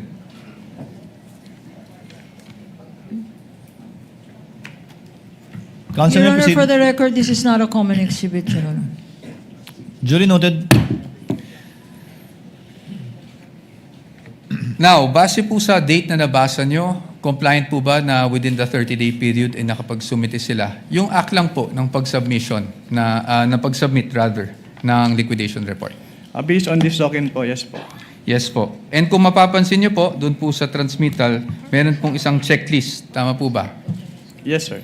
And I will refer you now to item 6.2.2.3 of the joint circular. Ayon po sa 6.2.3 ng nasabing joint circular 2015-01, ang gagawin po ng receiving officer ng COA ICFAO ay titingnan po yung checklist, tapos susuriin po yung mga dokumentong isinumite ng ahensya, yung mga attachments, kung pasok siya doon sa checklist of supporting documents na kinakailangan. Tama po ba? Can you repeat your question po? Ayon po sa 6.2.2.3, ang receiving officer ng COA ICFAO ay titingnan yung checklist and then titingnan din, susuriin yung mga naka-attach na dokumento kung compliant siya dun sa checklist. Tama po ba? Yes po, based on the joint circular. Based on that same provision, kung yun po ay kompleto, tatanggapin po ng COA ICFAO. Tama po ba? Yes po. At pag hindi po kompleto o meaning kulang po yung mga attached documents, yun po ay dapat ibalik ng COA ICFAO sa ahensya at hindi muna tatanggapin. Tama po ba? Yes po. Based And on in- this provision po. Opo. And in this case, because of the receiving stamp, would you say na tinanggap po ng ICFAO ang submission ng OVP? As stamp po nung ICFAO, yes po. Okay. Thank you, Mr. Witness. Now, basing on this document na natanggap ng COA ICFAO on January 17, 2023, ang kanilang liquidation report, meaning the OVP for the fourth quarter 2022 confidential funds, it took more or less 8 months for COA to issue its official finding. Tama po ba? Yes po. I am showing you a copy of the AOMs that you issued and that were also presented yesterday. May we know the exhibit number, sir? Yes, Your Honor. I will get to that. Ready mo na yung mga next documents. Are you showing the one for the OVP or the DepEd? OVP, Your Honor. OVP, that would be... This is D-1-103-OVP, Your Honor, for the first AOM issued on September 14, 2023. That's the counterpart of P-1-12-A. And isunod ko na po yung pangalawang AOM na na-issue on October 3, 2023. This is D-1-104-OVP for the defense. Which is P-1-12-B for the prosecution. Opo. Thank you. Now, Mr. Witness, napansin ko na yung date is September 14, nung 2023, ng una yung AOM. Tama po ba? Yes po. And that was actually just a few days after the budget hearing of COA held August 24, 2023, kung saan may mga legislators that, asked COA to look into the OVP confidential funds. Are you aware of that? Just if you're aware. I am not aware of that. That's okay. Now, I'll just move on to the AOMs themselves. No? Now, kahapon, nasasabi niyo po na nagkakaproblema tayo sa, may nakita kayong finding doon sa physical and financial plan. Tama po ba? Yes, sir. Ng OVP. At yan po ay nakasaad din sa inyong findings dyan. Yes, sir. Tama po ba? Opo. You referred to, if I'm not mistaken, and please correct me if I'm wrong, item 4.2 of the joint circular. Yes, sir. Tama po? Yes, sir. Maaari niyo po bang, andyan pa po ba yung joint circular? Yes. Maaari niyo po bang basahin yung 4.2 ng joint circular para lang po sa kalaman nating lahat? Under 4.2 of the joint circular, all allocations of CF and or IF shall be supported with physical and financial plan indicating the proposed amount allocated for each program, project, and activity where disbursements pertaining to the CE and IA shall be based. Tama po. Thank you po, Mr. Witness. Dito po, sa kanilang physical and financial plan, the program stated is actually the Good Government Program. Tama po ba? Yung binabasa ko lang. Based on the document, yes. Based on the document. At ang expected outcome ay safe implementation of OVP initiatives and confidence building. Based on the document. Based on the document, yes. At ang physical target will be number of areas with surveillance and confidential activities conducted or monitored. Tama po ba? Yes. As well as the number of activities. Tama po ba? At ayon po dun sa binasa nyo, wala naman pong guidelines on how specific it would be. Correct? Well, nakalagay po kasi dito, dapat i-indicate yung each program, activity, and project na pagbabasihan ng disbursement ng CF. Apo. I won't argue with you. So basically, yung finding niyo po is based on your assessment as an auditor. Well, since it is a plan, dapat po naka-indicate talaga dito kung paano nila gagastusin yung kanilang confidential fund. That's okay. Yes, I'll accept that answer. Now, nabanggit nyo rin po na hindi po nag-submit ng DEPs or document evidencing payment. Tama po? Yes, sir. At yun po ay inilagay nyo sa inyong AOM. Tama Yes, po? yes, sir. At nabanggit nyo rin po na sumagot ang OVP dito sa AOM na to. Tama po ba? Yes, sir. Opo. Tama po. At pagdating po doon sa sunod na step, which is the notice of suspension, tama po ba? Yes, sir. Would you agree with me Section. na hindi na po na-carry over yung issue doon sa physical and financial plan? Yes, sir. Yes. So, ibig sabihin, tinanggap niyo po yung explanation. Well, ang purpose po kasi namin kung bakit namin ni-require yung specific confidential activities dun sa PFP is para makita kung paano gagastusin noong OBP yung kanilang confidential fund Pero since nilagay naman na po nila doon sa kanilang revised accomplishment report yung specific confidential activities and even submitted the documentary evidence of payment. So, hindi na po namin hinanap ulit yung fiscal and financial plan. Okay. Salamat po. Thank you for that answer. Ngayon po, kasi kanina, kahapon actually, not kanina, sinasabi nyo walang sinubmit. Ang ibig nyo lang pong sabihin sa walang sinubmit is at the time na bago kayo mag-issue ng AOM. Tama po ba? Walang sinamit po na ano. Walang sinubmit na DEPs, for example. Yes po, kasi sinamit po nila yung DEPs after we issued both AOMs po. Opo, thank you po. Ngayon, punta naman po tayo doon sa notice of suspension. Nandun pa po kayo di ba, ng notice of suspension? Yes, sir. And you suspended in audit the amount of 125 million. We are showing him a copy of the notice of suspension, Your Honor. This is Exhibit D-1-107-OVP for the reference of the Honorable Court. NP-1-13-A on the part of the prosecution. Okay. So, dito po, as you mentioned earlier, you were satisfied with already the submission of the accomplishment report ng OVP. That's why nawala na po yung issue sa physical and financial. Hindi po ako satisfied dahil compliant yung accomplishment report nila, kundi dahil nilagay lang nila yung specific confidential activities na pinagamitan nung kanilang pondo. Opo. So, nawala na po yung sa PFP na finding sa AOM. Yes po. Based on the NS. Tama po ba? Yes, sir. Okay, thank you. Ngayon, pagdating dito sa notice of suspension, I just wanted to focus on doon sa documentary evidencing success pagdating sa rewards. Yes, sir. Nabanggit nyo po, this is 4.8.5, paragraph B specifically of the joint circular, correct? Yes, sir. And yun din po yung nakasaad dito sa notice of suspension na reference, meaning the provision of the JC. Yes, sir. Specified. Yes. At nabanggit nyo rin po kahapon na wala pong guidelines specifically under 4.8.5 that shows how specific you should be in terms of the documents evidencing success. Tama Wala po ba? po akong na-mention na walang specific guidelines po. Ang sabi ko lang, hindi sinabi kung anong specific document yung hinihingi.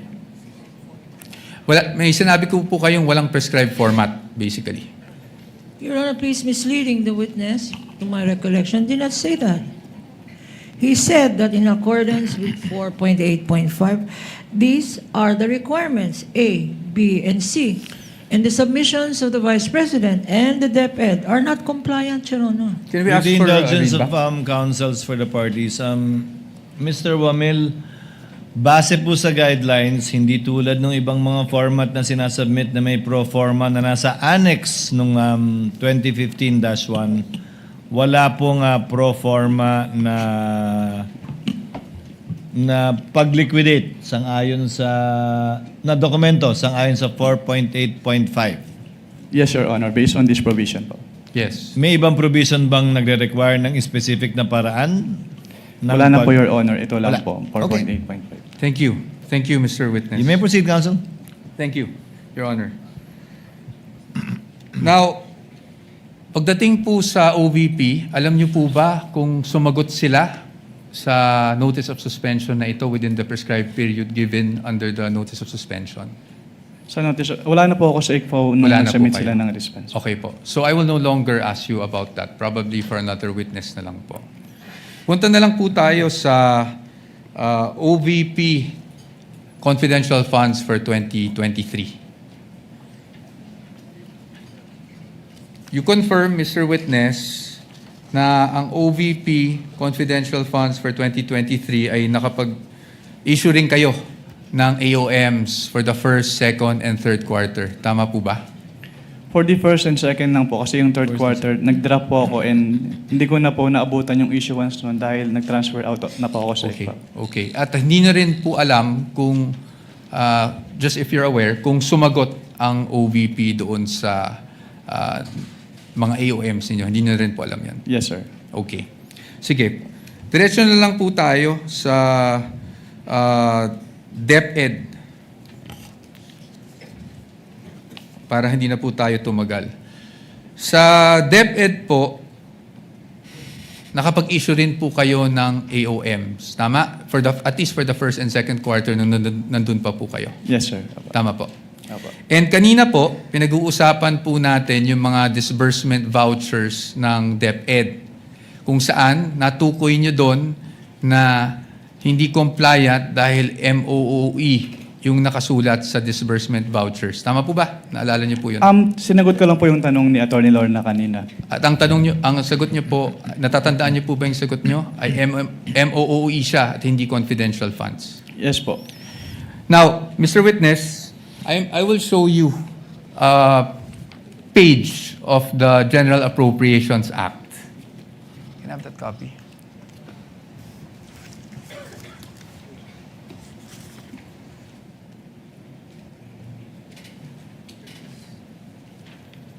And for reference, Your Honors, this is Exhibit D-1-14-DE, Your Honors. And D-1-42-DE for the defense. Counsel may approach the witness as well as counsel for the panel of prosecutors. Ito lang, ma'am. Titignan ko.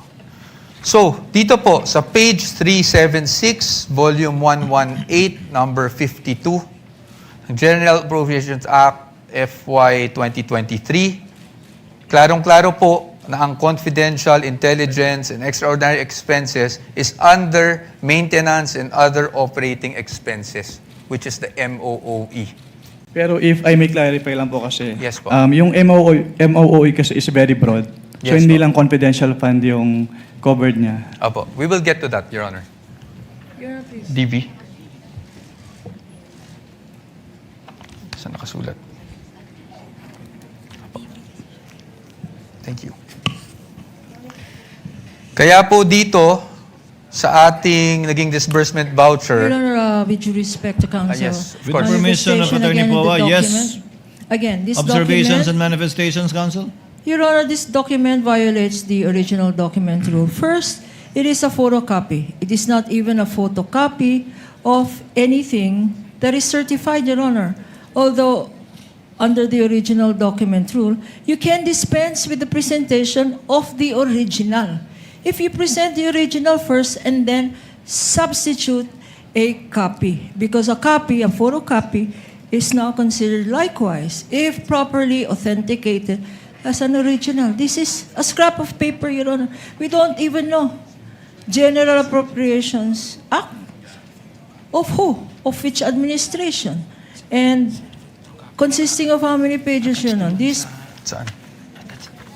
This particular document, Your Honor, should not even be testified to because we don't know its provenance. For all we know, we don't know where this document came from.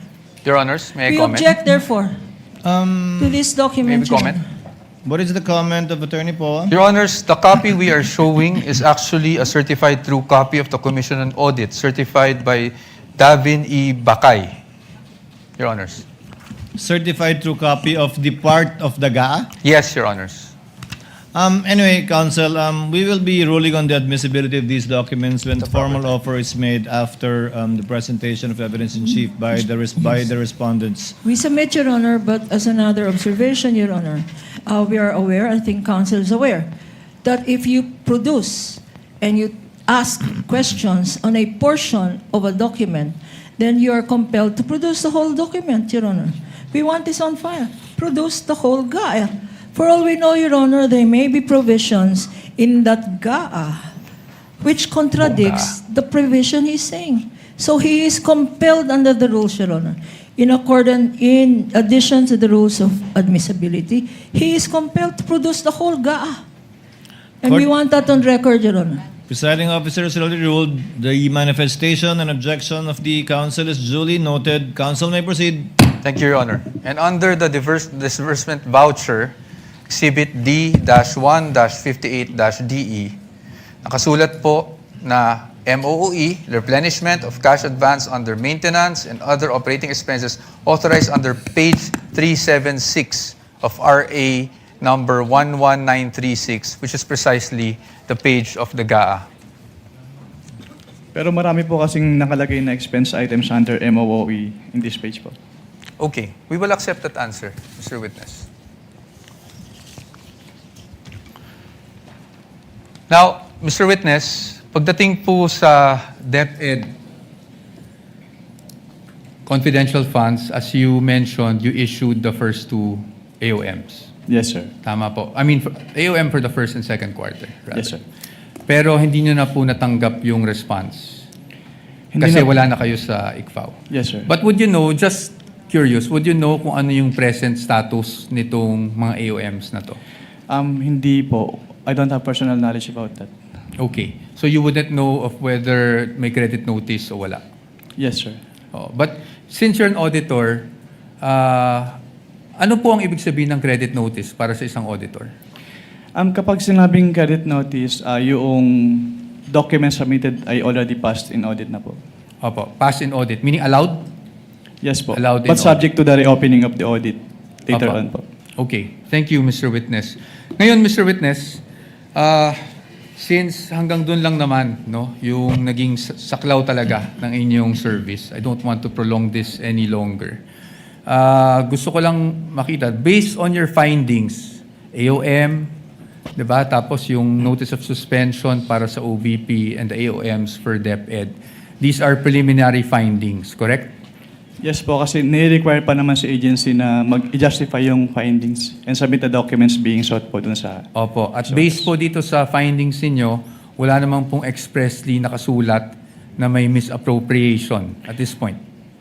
Actually, yung presumption of misuse kasi nasa item 8.3 na kapag hindi nag-liquidate or failure of liquidation of the accountable officers upon due demand, shall be a prima facie evidence that such fund has been put to I am- personal benefit or misuse. Yes. But I am just asking for the response na meron po bang expressly nakasulat sa mga findings ninyo? Ask and answer, Your Honor. It is in That is a 8.3. presumption po. So hindi Opo. kailangan isabihin. May expressly po ba na nakasulat na may ni isang kusing na napunta sa bulsa ng Vice Presidente? Ask and answer, Your Honor. This... wait, don't answer. Uy. That question, Your Honor, has been asked and answered. We ask for Sustain- ruling, Your Honor. Sustained counsel, I think where you're getting at, modify your question. You can get it. Okay. So, basically po, ang findings nyo ay preliminary lamang. Wala pong any conclusive finding pa as to any misappropriation. Yun lang po ang tanong ko. Ang sabi kasi sa circular, upon failure to liquidate, No, meron I ng am presumption. Your Honor, Ask the and witness answer, is not Your Honor. responding. No, He the already witness- said... Asking if it's... The witness is not responsive. Kindly respond. I think the question is quite simple, Yun lang naman Mr. po. Wamil. Preliminary pa lang. So wala pang any conclusive finding as to any misappropriation. Yun na lang po. Para lang po, masagot nyo na ng diretso. Hindi naman po kasi kailangang i-state dun sa findings. Again, Your Honor, non-responsive. Let the presiding officer be the one to do it, or try to do it. Kapag ka nag-issue po kayo ng AOM, Audit Observation Memorandum, failure to liquidate na po ba yun? O may mga observation pa lang kayo? Kailan masasabing may failure to liquidate na? No? Pag may notice of disallowance na, notice of suspension, o AOM pa lang? Nakalagay po kasi sa joint circular, Your Honor, under 8.3, failure to liquidate by the accountable officer upon due demand shall be a prima facie evidence. Opo, again, Mr. Wamila, yung pag-issue niyo po ba ng AOM, pasok na sa failure to liquidate upon due demand o hindi pa po? Hindi pa po sa AOM, Your Honor. Kasi wala pong due demand sa AOM. Yes po. At masasabi mo rin bang wala pang failure to liquidate? O meron na? Pag sa AOM po wala, pero pag sa NS po, since meron ng first issuance which is considered as demand, so meron na po sa NS. So, As per AOM siya. wala pa. Pag NS, meron Meron ng meron ng demand at Opo. meron ng failure to liquidate. Opo, since sa AOM po, nire-require na silang i-justify and i-submit yung mga documents na hindi nila na-submit. Pero sa AOM, wala pa nga ganun. Yes po, Your Honor. Okay. Counsel, your witness. Thank you. And lastly, gusto ko lang to ma-clarify. Of course, the witness was a state auditor of the ICFAO. So recommendatory lang po ang function ninyo, hindi po kayo nagde-decide pagdating sa, lalong-lalo na pagdating sa notice of disallowance. Tama po ba? Yes po. It's the function of the commission proper. Thank you. Thank you, Mr. Wamil, Attorney Wamil. I thank you for your patience. That is all for this witness, Your Honor. Thank Unless you, there's anything else. counsel for respondent. Redirect, if any, counsel for the panel of prosecutors. Yes, Your Honor, with your permission. Counsel may Few proceed with her questions redirect. on the redirect.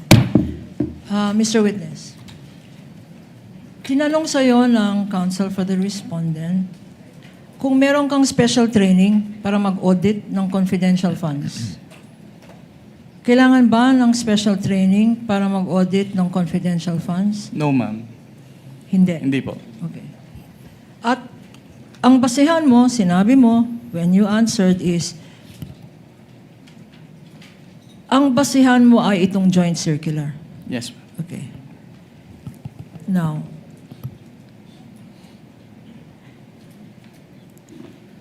tinanong sa'yo ng counsel kung alam mo na ang Office of the President ang siyang nagbigay ng grant.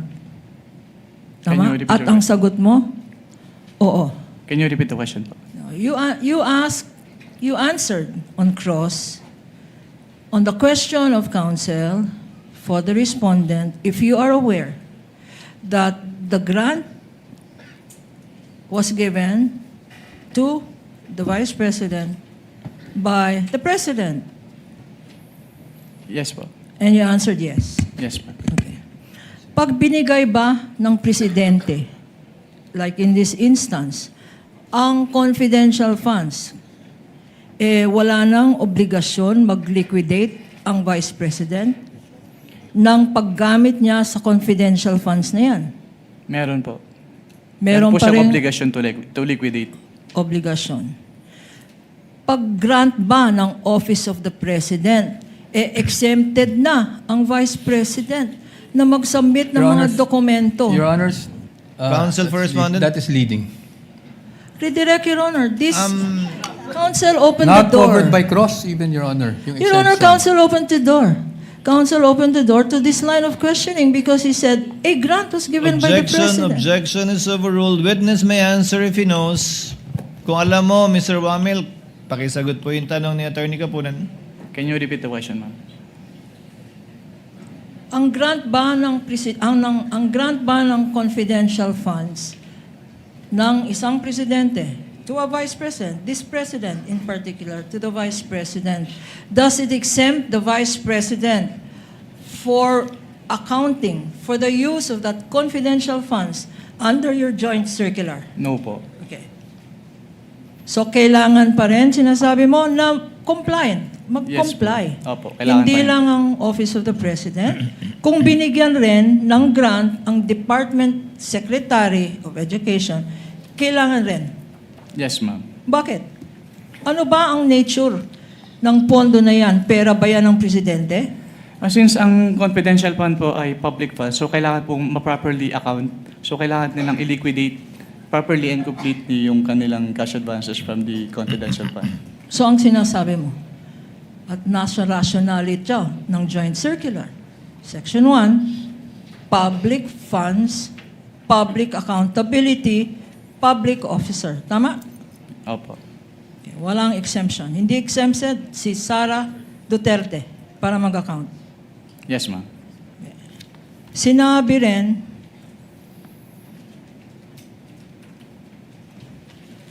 counsel for the Vice President also said, the Vice President also said, tinanong ka tungkol sa ano ba yung accrual method of accounting.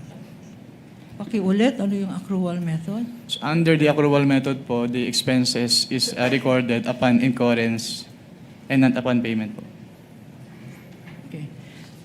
Allowed ba itong accrual method of accounting sa pag-evaluate ng confidential funds? No, ma'am, kasi kailangan po talagang binayaran yung expenses po. Okay. So, hindi pwedeng accrual, parang lista. Opo, Tama? hindi po pwedeng lista. Hindi pwedeng lista-lista. Kung binayaran, dapat cash out. Yes, ma'am. Tama? At kung cash out, dapat may resibo. Tama? Yes, ma'am. Opo. So, hindi pwede ang accrual. Mr. Witness, okay, tinanong rin sa'yo, itong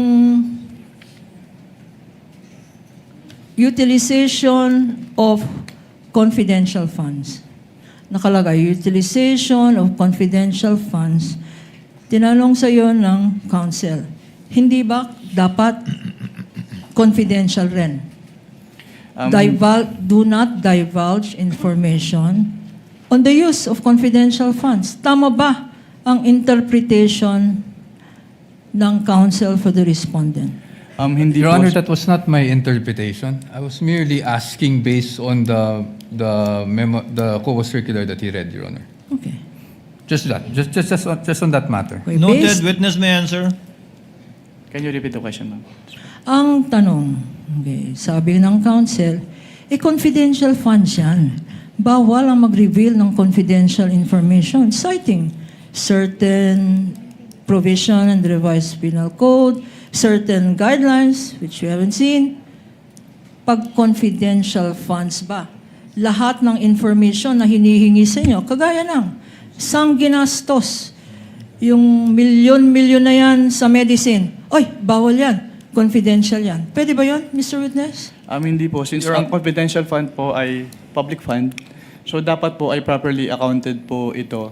And since ang involved po ay confidential fund, so it must follow the strict accounting and auditing guidelines po to prevent use.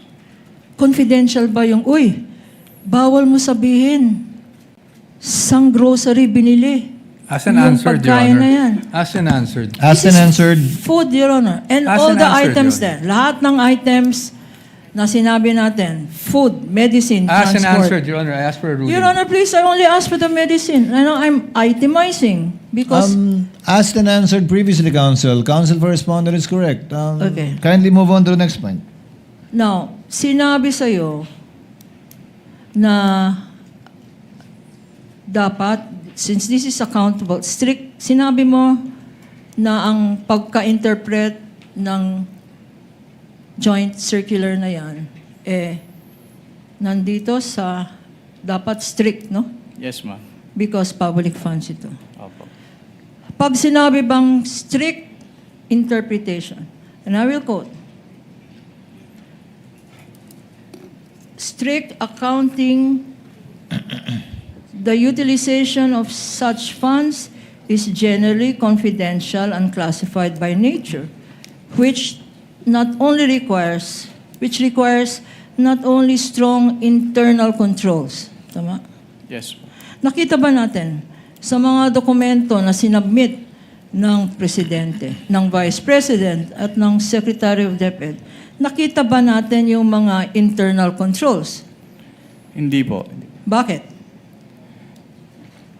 Kasi Your since Honor, may mga... the witness is incompetent to answer because he only based his audit on the documents provided. He has no knowledge on the internal controls of the Department of Education or the Office of Vice President, Your Honor. Your Honor, internal If the witness controls. knows based on his observation of the documents submitted to him only insofar as that is concerned, Mr. Wamel, you may answer. Since based on the documents po, may mga deficiencies pa rin po na noted. So, it can be inferred na hindi strong yung kanilang internal control. Okay. Anong mga deficiencies na na-notice mo? Yung kanilang mga documents, some of the documents ay hindi compliant dun sa requirements ng Joint Circular 2015-01. Acknowledgement receipts na walang Management dates? receipts, yes po, walang date. Yung iba naka-date ng 2023 even if the period covered ay 2022.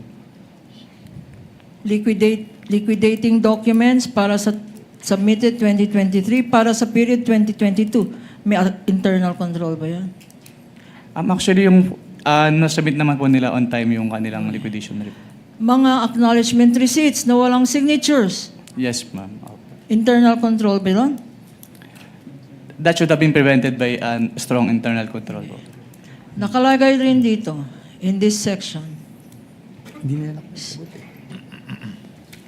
Strict auditing rules to prevent mishandling and improper application of the funds. So, sinabi mo na dapat strict ang compliance. Ikaw pa, as a state auditor, meron ka bang discretion sa pag-apply ng rules na to? Can you repeat the question po? Okay. You said that the basis for your evaluation are the express provisions of these rules. Yes, ma'am. Do you exercise any discretion? We exercise po professional judgments. Just kailangan po namin i-evaluate if yung documents ay compliant dun sa requirements. Okay. Professional judgment. Yes, ma'am. But is this judgment based on personal opinion? Hindi po. Is this judgment based on, ayoko yung mukha nitong officer na to? Bias. Is it based on Hindi po. bias? Hindi What po. is it based on? Your professional judgment is based on what? Professional judgment is based on the experience and the applicable laws, rules, and regulations po. Okay. Council also mentioned 3.9, which is confidential expenses. I don't think I mentioned that, Your Honor. Okay. Then I will mention it. Not subject of the cross, Are you referring to the JMC Council? Your Honor, please, accounting, this council asked on how confidential expenses or funds are being accounted for. This is germane to the questions on cross. No, my question, Council, is what 3.9 are you referring to? 3.9 of what? 3.9 of the joint circular, Your Honor. Is there one? It's a confidential expenses, which is, it refers to those expenses pertaining related to surveillance activities, etc., Your Honor. Your Honor. On page 3. Beyond the scope of the cross, Your Honor. Your Honor, please. He opened the door. He I says did- what door did I confidential open, funds. Your He says confidential funds do not disclose information. Your Honor, please, we have to put a limit to at least, apply what is in the rules of court suppletorily, Your Honor. Subject to the discretion of the court, the redirect and cover matters not covered by the cross. The same is true with your cross counsel later on. We submit, Your Honor. It's- Counsel may proceed with her question. Witness may answer. Okay. In confidential expenses 3.9, nakalagay dito, in your evaluation of confidential or liquidation of confidential funds or confidential expenses, nakalagay dito, are intended to support the mandate or operations of the agency, Mr. Witness. Yes, ma'am. Okay. Nasa mandato ba ng Office ng Vice President ang magkaroon ng confidential funds? Calls for an opinion, Your Honor, that the witness is not qualified to answer. It's competent, Your Honor. He knows what are allowed, what are not allowed. Objection. Witness is not an expert in the Objection is mandate. sustained. Witness is not competent to answer whether or not it is part of the OVP's function, much less a DepEd, to have confidential funds. That he did not see any confidential funds when he was with COA ICFAO does not mean that it is allowed or not allowed. Kindly move on to your next point, Counsel, please. You also mentioned that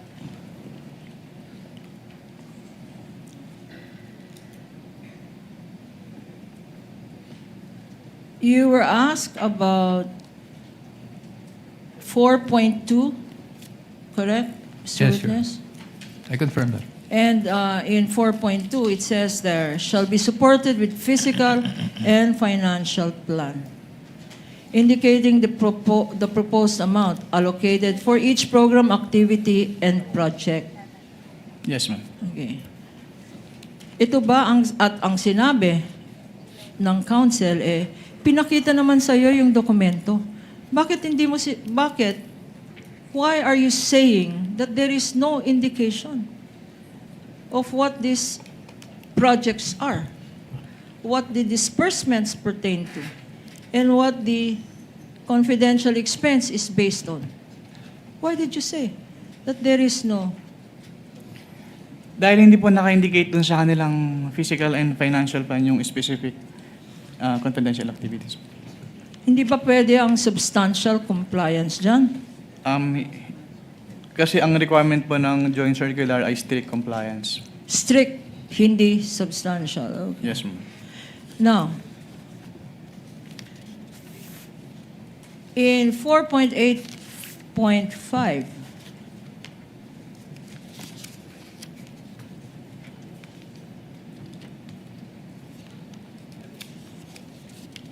okay, Council makes mention in his cross that sa Office of the Vice President, ang SDO, Senior Disbursing Officer, Special, SDO IC Acosta, tama? Sa OBP, yes, ma'am. Okay. At sa DepEd ay ang SDO IC Fajarda, tama? Yes, ma'am. At tama daw, sabi ng council na tama lang talaga na sila yung payees, Yes, ma'am. implying na silang tumanggap. Yes, ma'am.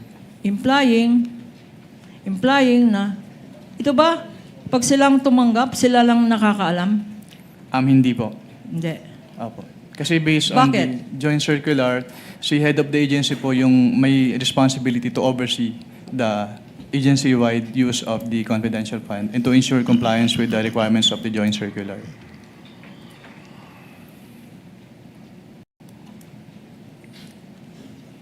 Sino ang boss?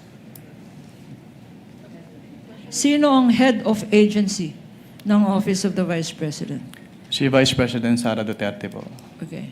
At nakalagay dito sa Senate na provision 4.8.5, nakalagay, as among the requirements, approval by the head of agency. Tama? Yes, ma'am. Ito. At nakita naman natin sa mga documents na present natin, lahat may approval ng head of agency si Sara Duterte. Tama? Yung accomplishment report, yes, ma'am. Sa accomplishment report. Hindi lang sa OVP, sa DepEd. Yes, Meron nakalagay, approved, attested, certified, correct? Sino? Even ang yung nag-certify? certification po nung accountable officer on the utilization of the confidential funds of both the OBP and DepEd ay attested po ni Vice President. So even if council says the SDO is Acosta for the OVP and the SDO for the DepEd is Fajarda, still the head of the agency, who in all the documents we have seen, signed, attested, approved, certified, is Sara Duterte as Vice President and as Secretary of the DepEd, correct? Based on the documents, yes, ma'am. On 8.3, tinanong sa'yo, conclusive ba? 8.3, you mentioned prima facie findings. Tinanong sa'yo, is this conclusive? Hindi po. It is prima facie po. Pero miski na prima facie findings, meron bang presumption? Is there a presumption of innocency? Is there a presumption of guilt? As a matter of fact, expressly says, there is a presumption of misuse and that it is used for personal benefit. Tama? Based on this provision po, yes, ma'am. And so far, unless proven otherwise, that presumption still holds. She is presumed to have misused or to have used it for personal benefit, Mr. Witness, correct? Yes, ma'am. Based on 8.3. Correct? Yes, ma'am. No further questions, Your Honor. Meron pa daw. Council recross. Recross just 2 points, Your Honor. Just two Council quick for points. I don't respondent want may to proceed. prolong this. Unang-una sa lahat po, ukol po doon sa acknowledgement receipts. Pagdating po sa mga undated na nabanggit nyo naman at nasa report nyo naman, you would confirm na sumagot ang OVP pero hindi nyo niya inabutan ang sagot or meaning hindi nyo na alam kung sumagot man ang OVP doon sa notice of suspension. Yes po, hindi ko naman naabutan yung... So probably for another witness. Ngayon, dun sa unang sinabi po ng kagalang-galang na si Attorney Kapunan sa pagiging exempt, ni minsan ba humingi ang exemption sa inyo ang Vice Presidente sa audit ng kanyang confidential funds? Ang humingi po ng... actually, meron nag-request po na kung pwedeng audit query na lang Opo. yung i-issue instead of Opo. AOM. So But hindi parang po exception exemption. po yun.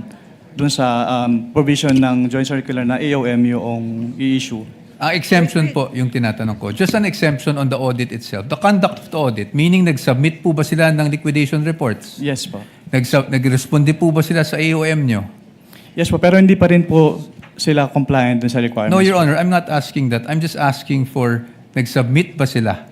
Did they respond to your AOMs? Not Nag-submit covered pero by hindi the po full Director, yung Honor. submission. So they did not ignore your AOMs? At Pero least hindi kasi pa rin AOM po lang. full submission yung ginawa nila. The Your Honor, not question, responsive to Mr. witnesses, Wamil, is did they submit a response? Whatever your evaluation of the response, complete or incomplete, is another matter.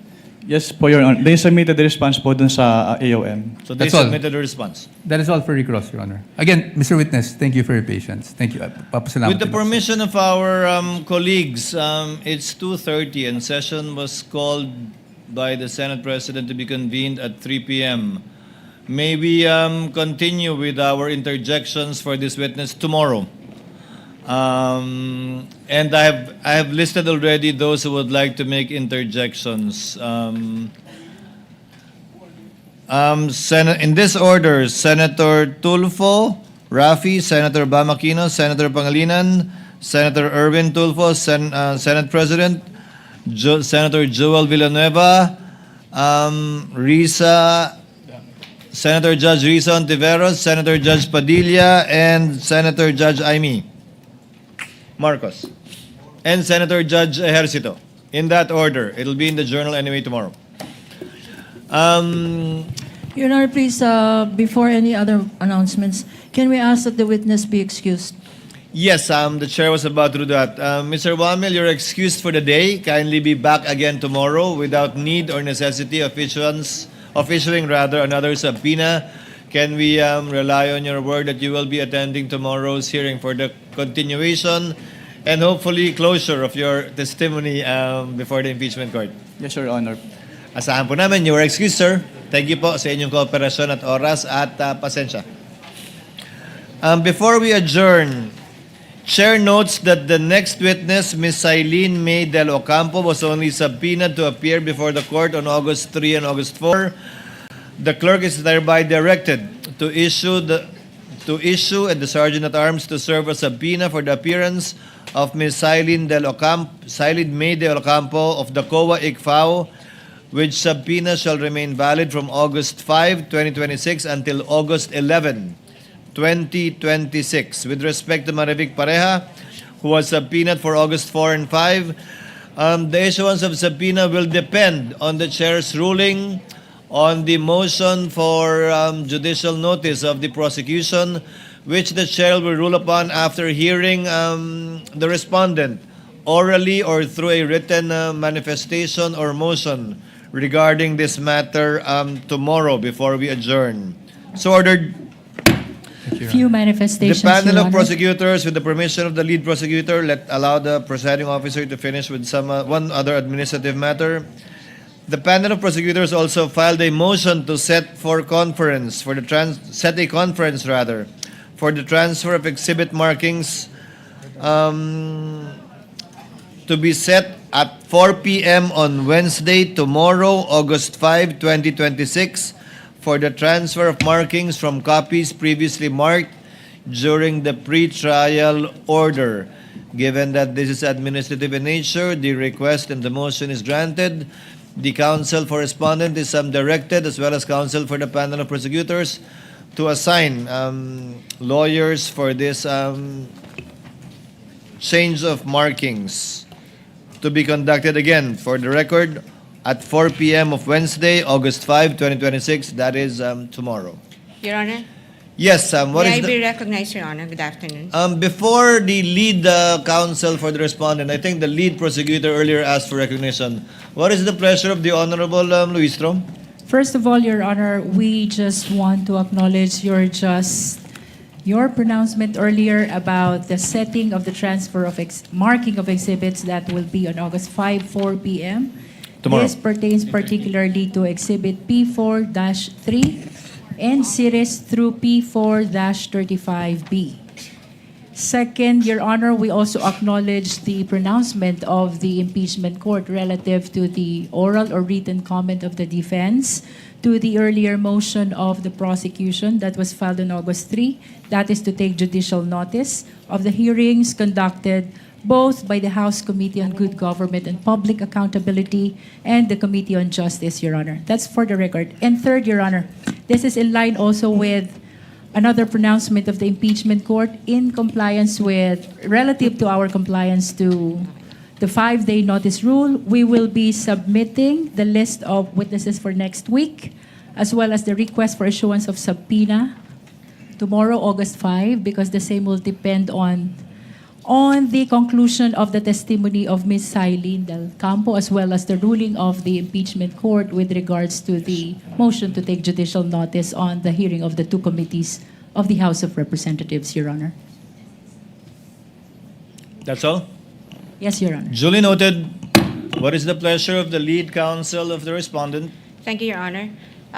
First, with respect to the motion to set conference for the transfer of exhibit markings, I just note that under paragraph 3 on page 2 of this motion, the prosecution is also requesting for the portion of Arturo Las Cañas affidavit, paragraphs 270, 270 paragraph B, and 270 paragraph D, to be also marked. Now, I would just like to put on record that we're objecting even to the marking of this particular exhibit, consistent with the ruling of this court when we objected to the reading session of the NBI Director Melvin Matibag when he testified and was cross-examined by Defense Counsel Attorney Mark Vinluan. So we object to the marking of this portion of Arturo Las Cañas affidavit.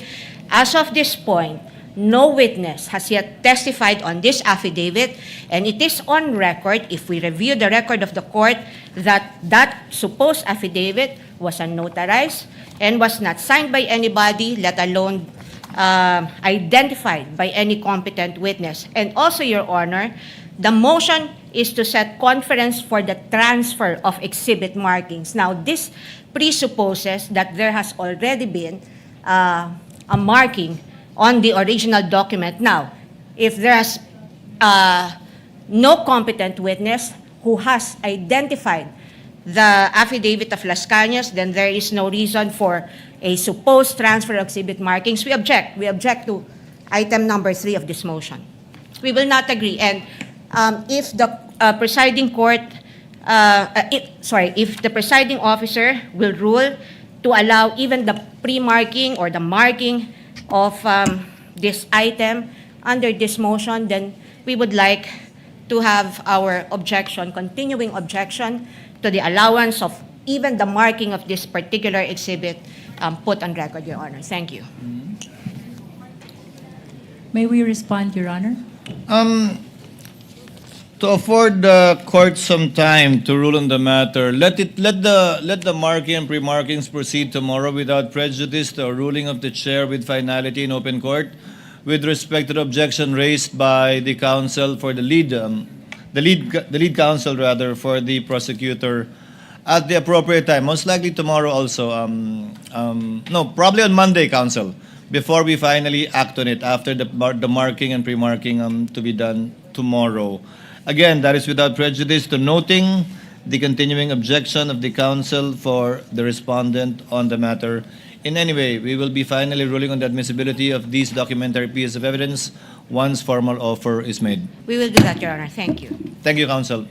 If there are no other matters to be taken up, again, with the permission of my colleagues, fellow senator judges, let their interjections be done tomorrow when we resume at 10 p.m. We will be convening at 3:30 per the advice of our Senate President this afternoon.